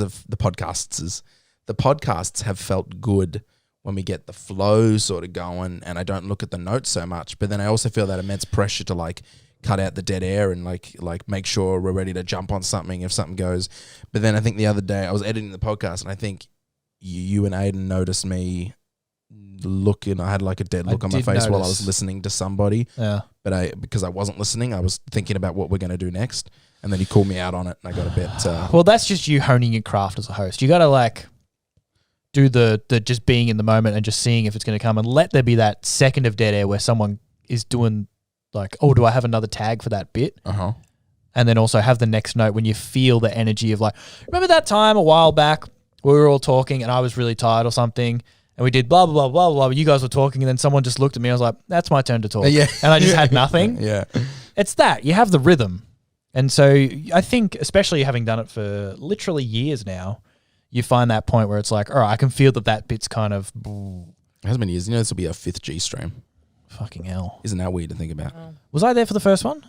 I don't know whether you I must was. have been. Was I? Unless I did the first one by myself. $500 goal. No, everyone was there. Beck sung at the end of it. No, that must have been the second one, at least. Did you do 2 at Baldwin? Was that... Well, I don't think I was there for the first one. Was the second one when we had that big blow up in the middle? No, that would have been like the third one. Surely. No, that was the 24-hour stream. Oh, that's right. Okay. There was one at Baldwin. There was 2 in that house. In the little house, there was one without cameras, and then there was one with cameras. What? Yeah. There was 2019 we did it in there as well. 2020 we did it. But 2019 I was on the coffee table. Aiden was in the kitchen. You were behind me, and we didn't have cameras. That's right. That was the year I lost like 6 hours of it because I went to get the 4-wheel drive and the fucking brake broke on it. And then the next year, year 3 was the one. And we were all in where there it the had whole cameras, time. Yeah. And then the next year, year 4 was the Discord one. And then this will be year 5. 5 years of G-Stream. Old enough to go to school. Yep. We've raised $10,000, I think. Wow. Nearly $10,000. It's nice when you compress all the numbers like that. Yeah. $10,000 doesn't feel that much over 5 years, does it? Yeah, but you don't say 5 years. No. So we raised $10,000. For children's hospitals. And various charities. Yeah. What were we talking about? Oh, yeah. Yeah, so I got to get better at that. My concern is this going to be the most lucrative year ever, I'm predicting, as a fan of G-Stream and GMat. We're not taking any of the money. Yeah. Yeah. That's gonna be a no from me, dog. I have a good feeling about Don't worry, there'll be sandwiches. Spoke about this. I forgot. Beep. So what was your problem with the sandwiches? Well, what did you tell Ben my problem with the sandwiches was? Can I retell it from what I heard? You'll remember what I said. Yeah. So he was like, so I had this idea and Beck didn't really like it, but I want to throw it at you and just see how it hits your ears. So I was thinking we're going to do I said, I'll just get a bunch of pizzas. For dinner. But I want to do something light during lunch so that everyone's not sluggish or whatever. So I was thinking, just get some beautiful lettuce, coleslaw, all the options you can have, some brand new fresh baguettes, still piping hot out of the oven from Baker's Delight or something. Line it all up, chop it up like the most beautiful craft services table you've ever seen. Bit of beetroot, grated carrot, the selection of meats, everything your heart could desire, beautiful Swiss cheese with holes in it. And Beck said, fuck, that's fucking disgusting. You ever made me eat a sandwich like that, I'll fucking kick you right in the nuts, you piece of shit. And then she slapped me and left. That is about the long and the short of it. Yeah. I did. I said that you said you wouldn't like that. And by the way, Ben, you did like the idea. You were on board with yeah, the I can get on sandwiches. board with that. You said sandwiches was good. Good call. And I didn't know what your gripe was, whether you thought I was cheaping out or whether you thought it was just crap. I think because last time we talked about this, we talked about the food and the planning and everything. I don't know how much we can talk about how the sausage gets made, but in lieu of payment, the idea was that we were going to put on a spread, something really good, I suppose. And I guess it depends on your perspective, but that didn't hit my ears as hitting that criteria, I guess. That's what I was going. Like I was like, this is effort. Like putting out salads and meats and stuff for people to actually make something substantial and something yummy. Everyone loves a sandwich. That was the inspiration for me doing that, was making sure that everybody feels like appreciated. But here's the thing. So it goes all day. So people are not going to get hungry at the same times. You want something that people can pick at throughout the day. My feeling about the salads and the ham and everything is it's going to go weird after a couple of hours. Well, I mean, that's just lunch. Like we'll have a break for lunch, but like when you were like, "Oh, we'll get chips and snacks and stuff," I was like, "Yeah." I mean, I didn't verbalize that, but there will be snacks. You should have verbalized that. I was that just was talking half of my about meals. argument. Lunch, like, but I'm like, I can't just do snacks. Like, there's got to be dinner. We're gonna have pizzas when we can get sluggish, and at the end of the day, it doesn't matter. And then lunch, I thought some nice salad sandwiches and meats. Yeah. To be fair, I didn't have an alternative to suggest. I just went, I don't like the sound of that one. And I thought it sounded good. And I thought that sounded like I'm putting in effort. And it's like, I mean, not that it matters, but like that's more expensive than just some oven food. Yeah, sure. And then the coffee station as well. You were like, had a funny conversation about the coffee station because I got it up there. She's like, "What's coffee station?" I was like, "I'll just like put coffee out." You're like, "Where are you gonna put it?" I'm like, "Where the kettle is." I'm like, "So it's just gonna be the normal area." Just the kettle with. But I was like, feel free to drink any of our coffee, guys. I wanted to like make everyone feel appreciated. I'm like, no, I want to do that too. I'll too. put mugs out. I'll get it all like ready so everyone can just get like full with water. Everyone ready to go. I just knew in my mind, I'm like, I should get a coffee station. Like make it like an urn. Salads for lunch, get snacks, order pizzas for later. Like doing the least amount, doing what I can do without breaking my wallet. I think as lovely as the sandwich idea is, and I totally get where you're coming from, I also get where Beck's coming from. And my only qualm with the sandwich thing is it is going to be a lot of prep. And it can just go funny if it's sat out for too long. And you've already got enough to do hosting the whole thing for 12 hours straight with 5-minute breaks here and there. Well, I mean, lunch will be, like always, we'll have a proper 45. Do we do that? Yeah. We play clips of Aiden and I from YouTube, and we go and we have a little 45-minute break. Huh. Usually it's half an hour, but I was thinking 45 because... Bump it out. Yeah. Gives us a little extra time. And I thought it would just get everything ready, and people want to eat, they can eat, you know. And like, honestly, if it's out for 3 hours... You're still going to go over and put a bit of ham and cheese and a bread and go nom nom nom. I'll just but I'm not the fucking I know, the mean of society. But like at lunchtime, nor me. At lunchtime, if there's meats and salads, people are going to make a sandwich. They're not going to be able to help themselves. They'll be like, look at this, smell that bread. Not going to be able to help themselves. You know, and then there'll be snacks and stuff as well. Yeah. Yeah. Because I can spend money, but I can't break the bank. Like I'm already going to be.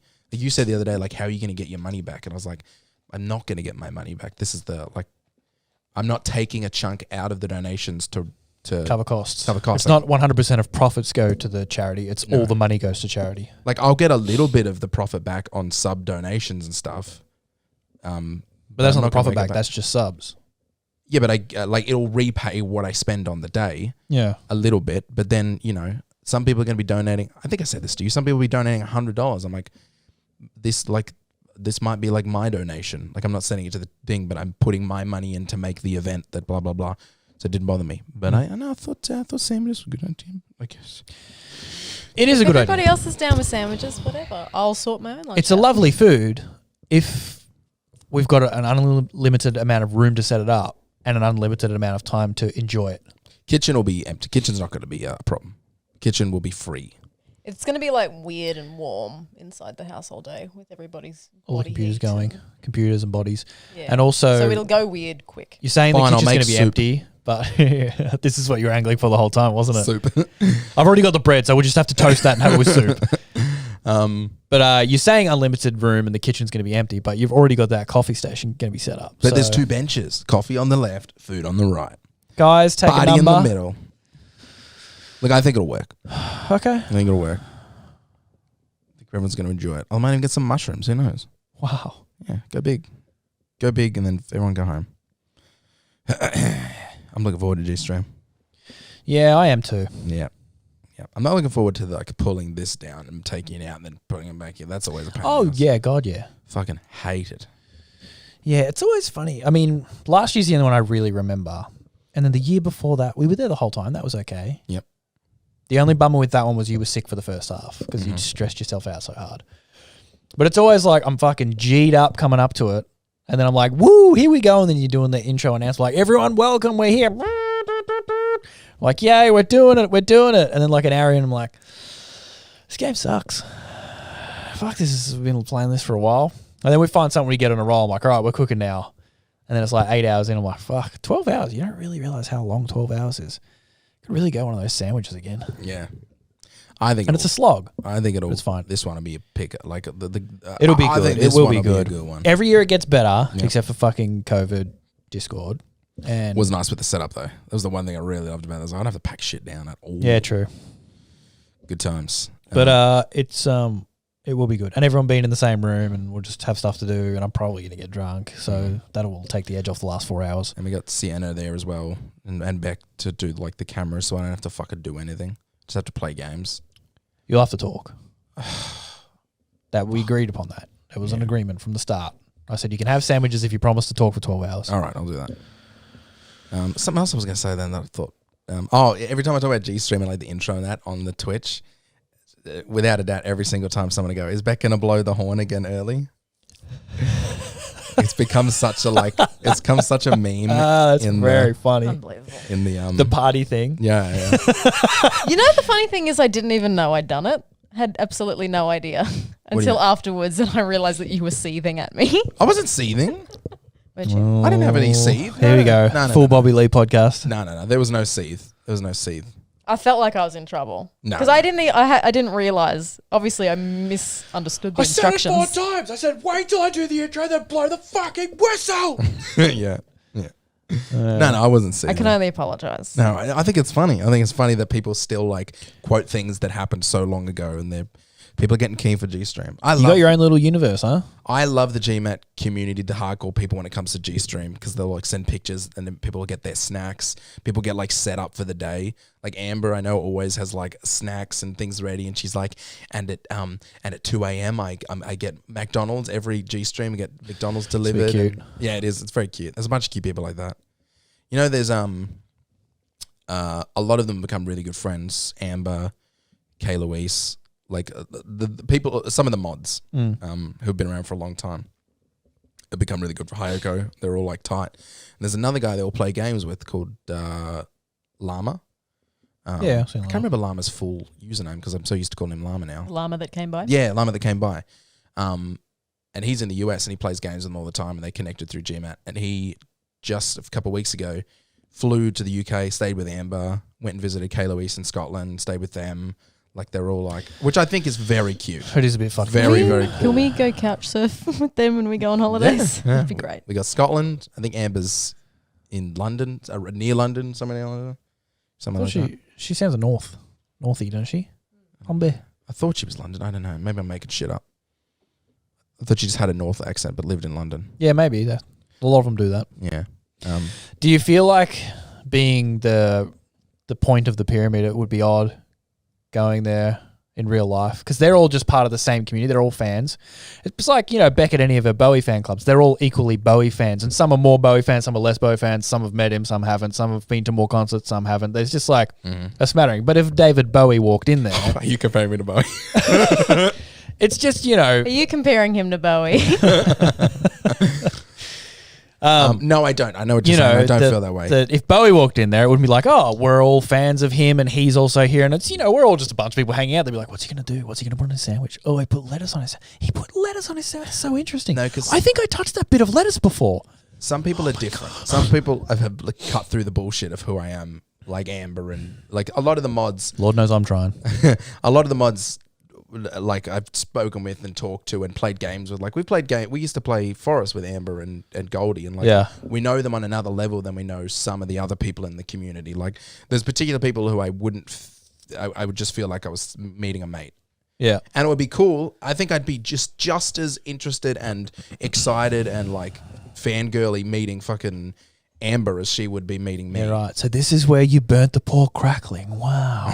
This is where it happens. Yeah. I feel like you're like the people streamer, and you let people into your life so much that I don't think that hierarchy is necessarily there as much as it is in other sort of fan bases. I try not to make it like that. I think that I hope one day it is like that. Yeah. I hope one day I'm fucking blow up and I don't have to talk to any of these people.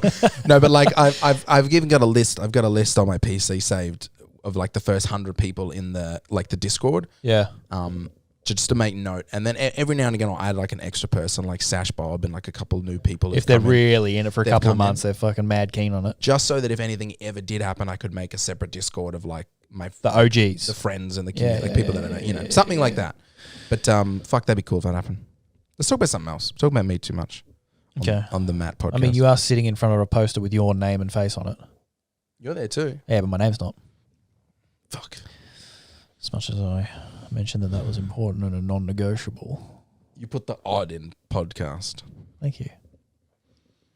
Yeah. Yeah. Yeah. See, I think I'm going back to it. I don't care. It's jazz. Yeah. I think that is true that he's the people's streamer, blah, blah, blah, blah, blah.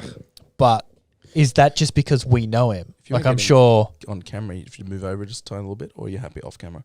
Am I off camera? Yeah. Sorry. I've been making faces. I turned it a little bit, but we have to get close to each other.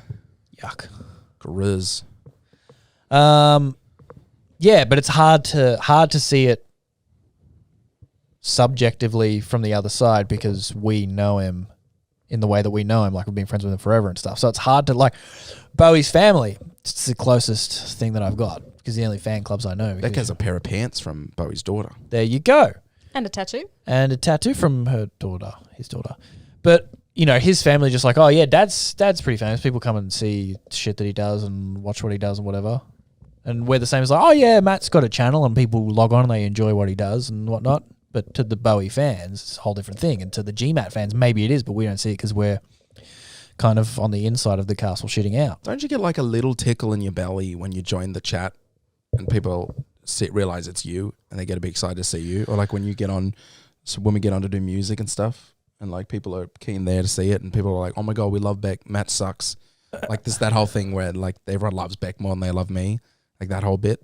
I haven't noticed that. Doesn't that give you like a little tickle in the tummy?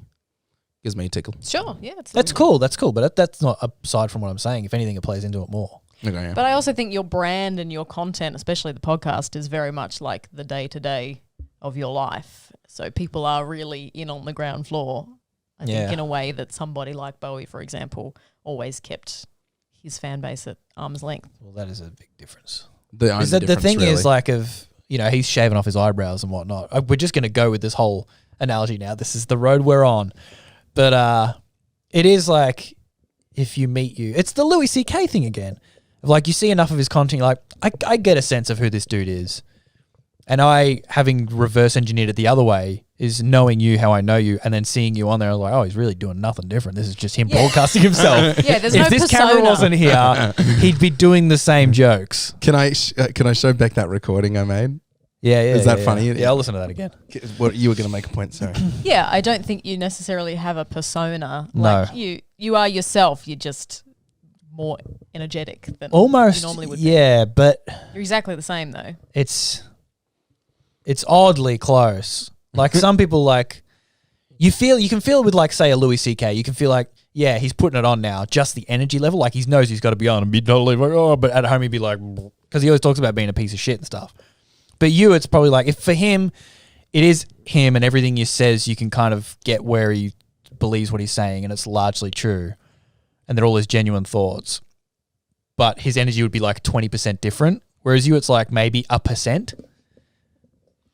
I think I hide my neuroses. Probably. That's probably a little bit. But even then, a lot of it, you kind of... But you still tell all. Yeah, every exactly. opportunity. But like that joke when I was at your place years ago, 7.5 years ago. Yeah, in Shepparton, where it's like, it just my brain came online to it and I grabbed it as an example, like, that's the shit he always does. And I had to tell you that you'd done it. Like, you know, you just grab the dog like, in the dog's face, like, oh, yeah. Like, that would have been a joke. Even if I wasn't there, that would have been a joke for you and the dog to share. Some other one you told about me, like, you were coming over to the granny flat and I said, I was like, do you want a coffee? You want like something like flat white? Yeah, like, I can't, there's another one that you said like that I always found really funny, the way that your perspective on it.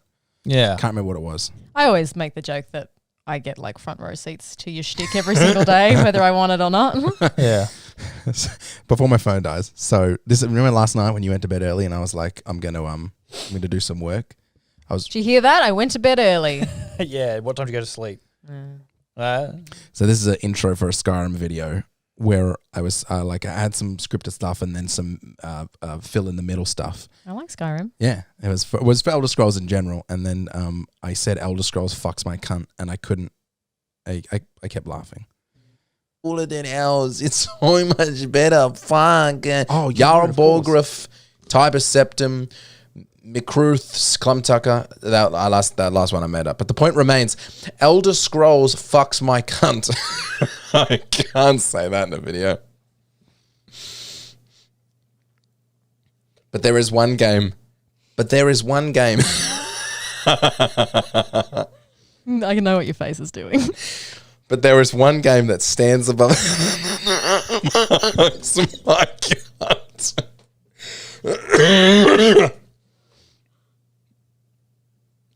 But there is one game that stands.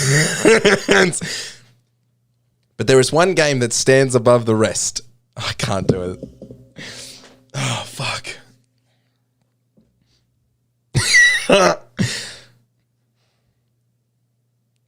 But there is one game that stands above the rest. One. You get the point. You know what I like about you? You make your own fun.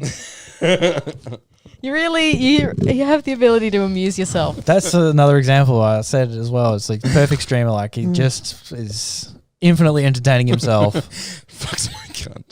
I saw a meme the other day that was like you spend a year in a padded white cell with no books, no movies, no nothing, just yourself, and you'd get $1 billion. Would you do it? And I think you could do that, no problem. A year. You know, there's a game show where they get couples to spend. I think it's not quite a year. I think it's like 6 months or 3 months or some dumb amount of time in just a white room. I think there's like bedding and stuff like that. And isn't that like? And then they get $1 million. Crime against humanity doing that. Something like. But if they were going to pay them $1 million, and I was like, I reckon I could do that with Beck. I reckon we'd hit a point in the middle where, like, 2 men enter, one leaves. Like, so one of us is going to kill the other one. But I think we'd get like if we could get past that point, I think we'd work out the games. You get through that and set up a little government. Yeah. I mean, we lived in a tiny granny flat together at the peak of lockdown, so I mean, it's kind of the same thing. We had a bedroom in the next to the kitchen. You did have all your toys though. That's true. Yeah. I had so many toys. Yeah. Elder Scrolls fucked my cunt. That killed me. What were we talking about before that? I'm so sorry. I keep getting sidetracked because of all the jazz. Are we seriously going? I don't know what's happening. I don't know. It's jazz, man. It's freeform. Just until the people tell us to stop, we keep going. Can I be the people? Yeah. Any of the people can be the people. Would you like us to stop? We can stop. No, I just think about dinner soon. Oh, it's true. I didn't even think about dinner. Do you know what the timestamp is on there, Ben? Where am I looking? There's a red dot down the bottom right. The rec dot? Yeah, and then next 2 hours, 3 minutes. With the editing out of the jokes you said I couldn't tell, it's only going to be 45 minutes though. What'd you say? Say it again. I can't remember. Yeah, they were good though. There was like 4 or 5. I was like, I have to edit that out. Yeah. It was just stuff like the Louis C.K. one that I said at you was probably the funniest one. They weren't bangers. No, can't remember what it was. That Louis C.K. one will probably stay in that. There were a couple of Aiden wind-ups as well where I was deliberately saying shit that if he listens to this, it will wind him up. And you're like, I have to edit this out. Yeah, I don't want to ruin his day. So you listen to the podcast? No. So we're fine. Yeah. So all I've done is just waste our time then with that. I'm glad. Because if it's not to wind him up, then what's it for? No, someone will clip it and send it to him if they listen to this. They'll do it. They'll want to, yeah. I asked someone in this stream the other day, I went to do a backflip and went, all right, could somebody make it look like I did a backflip? I was really stoked that somebody did it. I loved it. That was good. Isn't that the best? Fantastic. I feel like that was a fun thing that I enjoyed. That was funny. Sorry to step on that, but just reminded me of when everyone decided they were just going to spell his name wrong in the chat. Yeah. For a couple of weeks they were doing it. And he was getting a bit genuinely annoyed, but kind of played along a bit as well, I think. And that was funny. Just remember, he got to the point where people come into the stream and be like, "Oh, hey, Peter!" Like, just got so removed from Aiden. Aiden with an E. Baden, compounded on itself. Braden, and then just got to the point where it was like, "Hello, insert mouth sounds." Name. Yeah, that's fun. That's another good thing about the community is when you can be like, running gags. Do this, and then like 50 people do it. Yeah. I feel almost like there's a social responsibility because I said something the other day Oh, I got people to comment on this person's video who stole some of my content. Really? And I was like, is that allowed? Is that morally not okay to send an army of people? Yeah, to it depends what they're doing. Go abuse this As long as person. they don't dox them and shit. It's fine. Yeah, true. But I was like, I should be careful if I get any bigger to maybe not do that shit. That's a real like Keemstar thing to be like, go get Ethan's newest Instagram video and comment shit. I think stealing your content is fair game. Yeah, fine. Yeah. But if it was like a personal slight, like everybody go brigade this person because they said something about me that I didn't like, that would be a slippery slope. You might also... Speaking of which, get on my Discord for Hustlers University. We're gonna be just sort of crafting the male mind, getting back to what makes men, and Finally. yeah. So are you going to be telling it how it is? Yeah, I'm gonna be telling how it Thank is. God, finally someone who's going to tell it how it is. I always tell it how it is. Yeah. And I'm gonna be telling them how it is as well. Yeah. Insert your own them. Yeah. We know who they are. Yeah. You know who they are. They won't let you say who they are because you know what they're like. You know what they're like. They're always going to be jumping in being like, don't. We'll be like, Matt, sorry, we don't actually want you telling it how it is. Whoa. You know? Not at Hustlers University. No, at Hustles, it's by dudes, for dudes, about dudes. But also It's about time. Yeah, finally. Yeah. So we're gonna be killing some people. But we're going to be getting away with it. Which is the difference. Yeah. Because you know what it is. It's that inside knowledge of how to like flex it up right. You know? Getting into it, doing it properly. Because, you know, there's a lot of these dudes out here who haven't been in GMat University. Is that what we're calling it? What is it? Hustlers University. Hustles University. Haven't been keeping it real. Yeah, they've not been keeping it real. They've been walking around being like, sorry, I want everyone to have the same opportunities. I want everyone to live in a world where what you get and the opportunities that you're given is based on your merit as a person.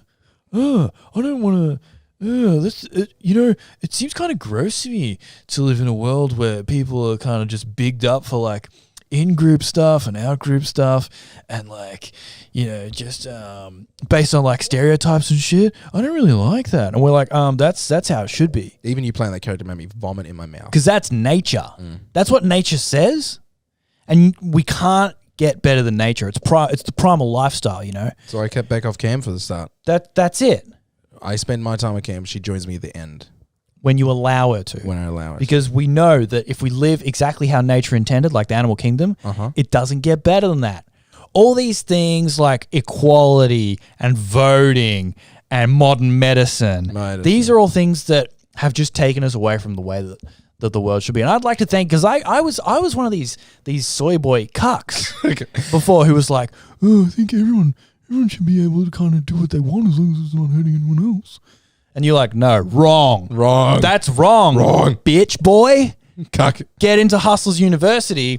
And, you know, I've been reading the teachings there. I've been looking at some of the videos and whatnot. And the seminars that you've been doing have been really enlightening. They've sort of opened me up to like a sort of an alpha way of living, I guess. Like alpha brain and alpha mind way of living. And I'd like to thank you for that. Definitely worth the $99.95. Cash grab. Cash grab. Get back to the old stuff. Get back to the I interrupted you and then you interrupted yourself. Did I? So it doesn't matter. Alpha shit. Alpha shit. Just a couple of big dogs in a room. You know when you get a couple of big bears in the room, that's going to happen. Going to be butt and chest because it's all about, you know, like... I don't know how to make a bear noise. I'm just going to keep doing I think that's the it. dog. That's... Well, that's working. That's accurate. See, and the bitches come running. All right. Yeah, we'll end it there. That's good enough. All right. Yeah, something. It's something to end on, you know, content. That's funny. That was funny. We should do that more. I think we should do one of those. Jazz cast? Just a jazz cast. Just a 0.5 jazz cast. That was fun. There's a lot of shit in there, but there's stuff that people enjoy. Something other people enjoy. You know, just put it on Patreon or something. Just let it be like if you really want more content and the 1 hour a week is not enough, here's 2 hours of dog shit.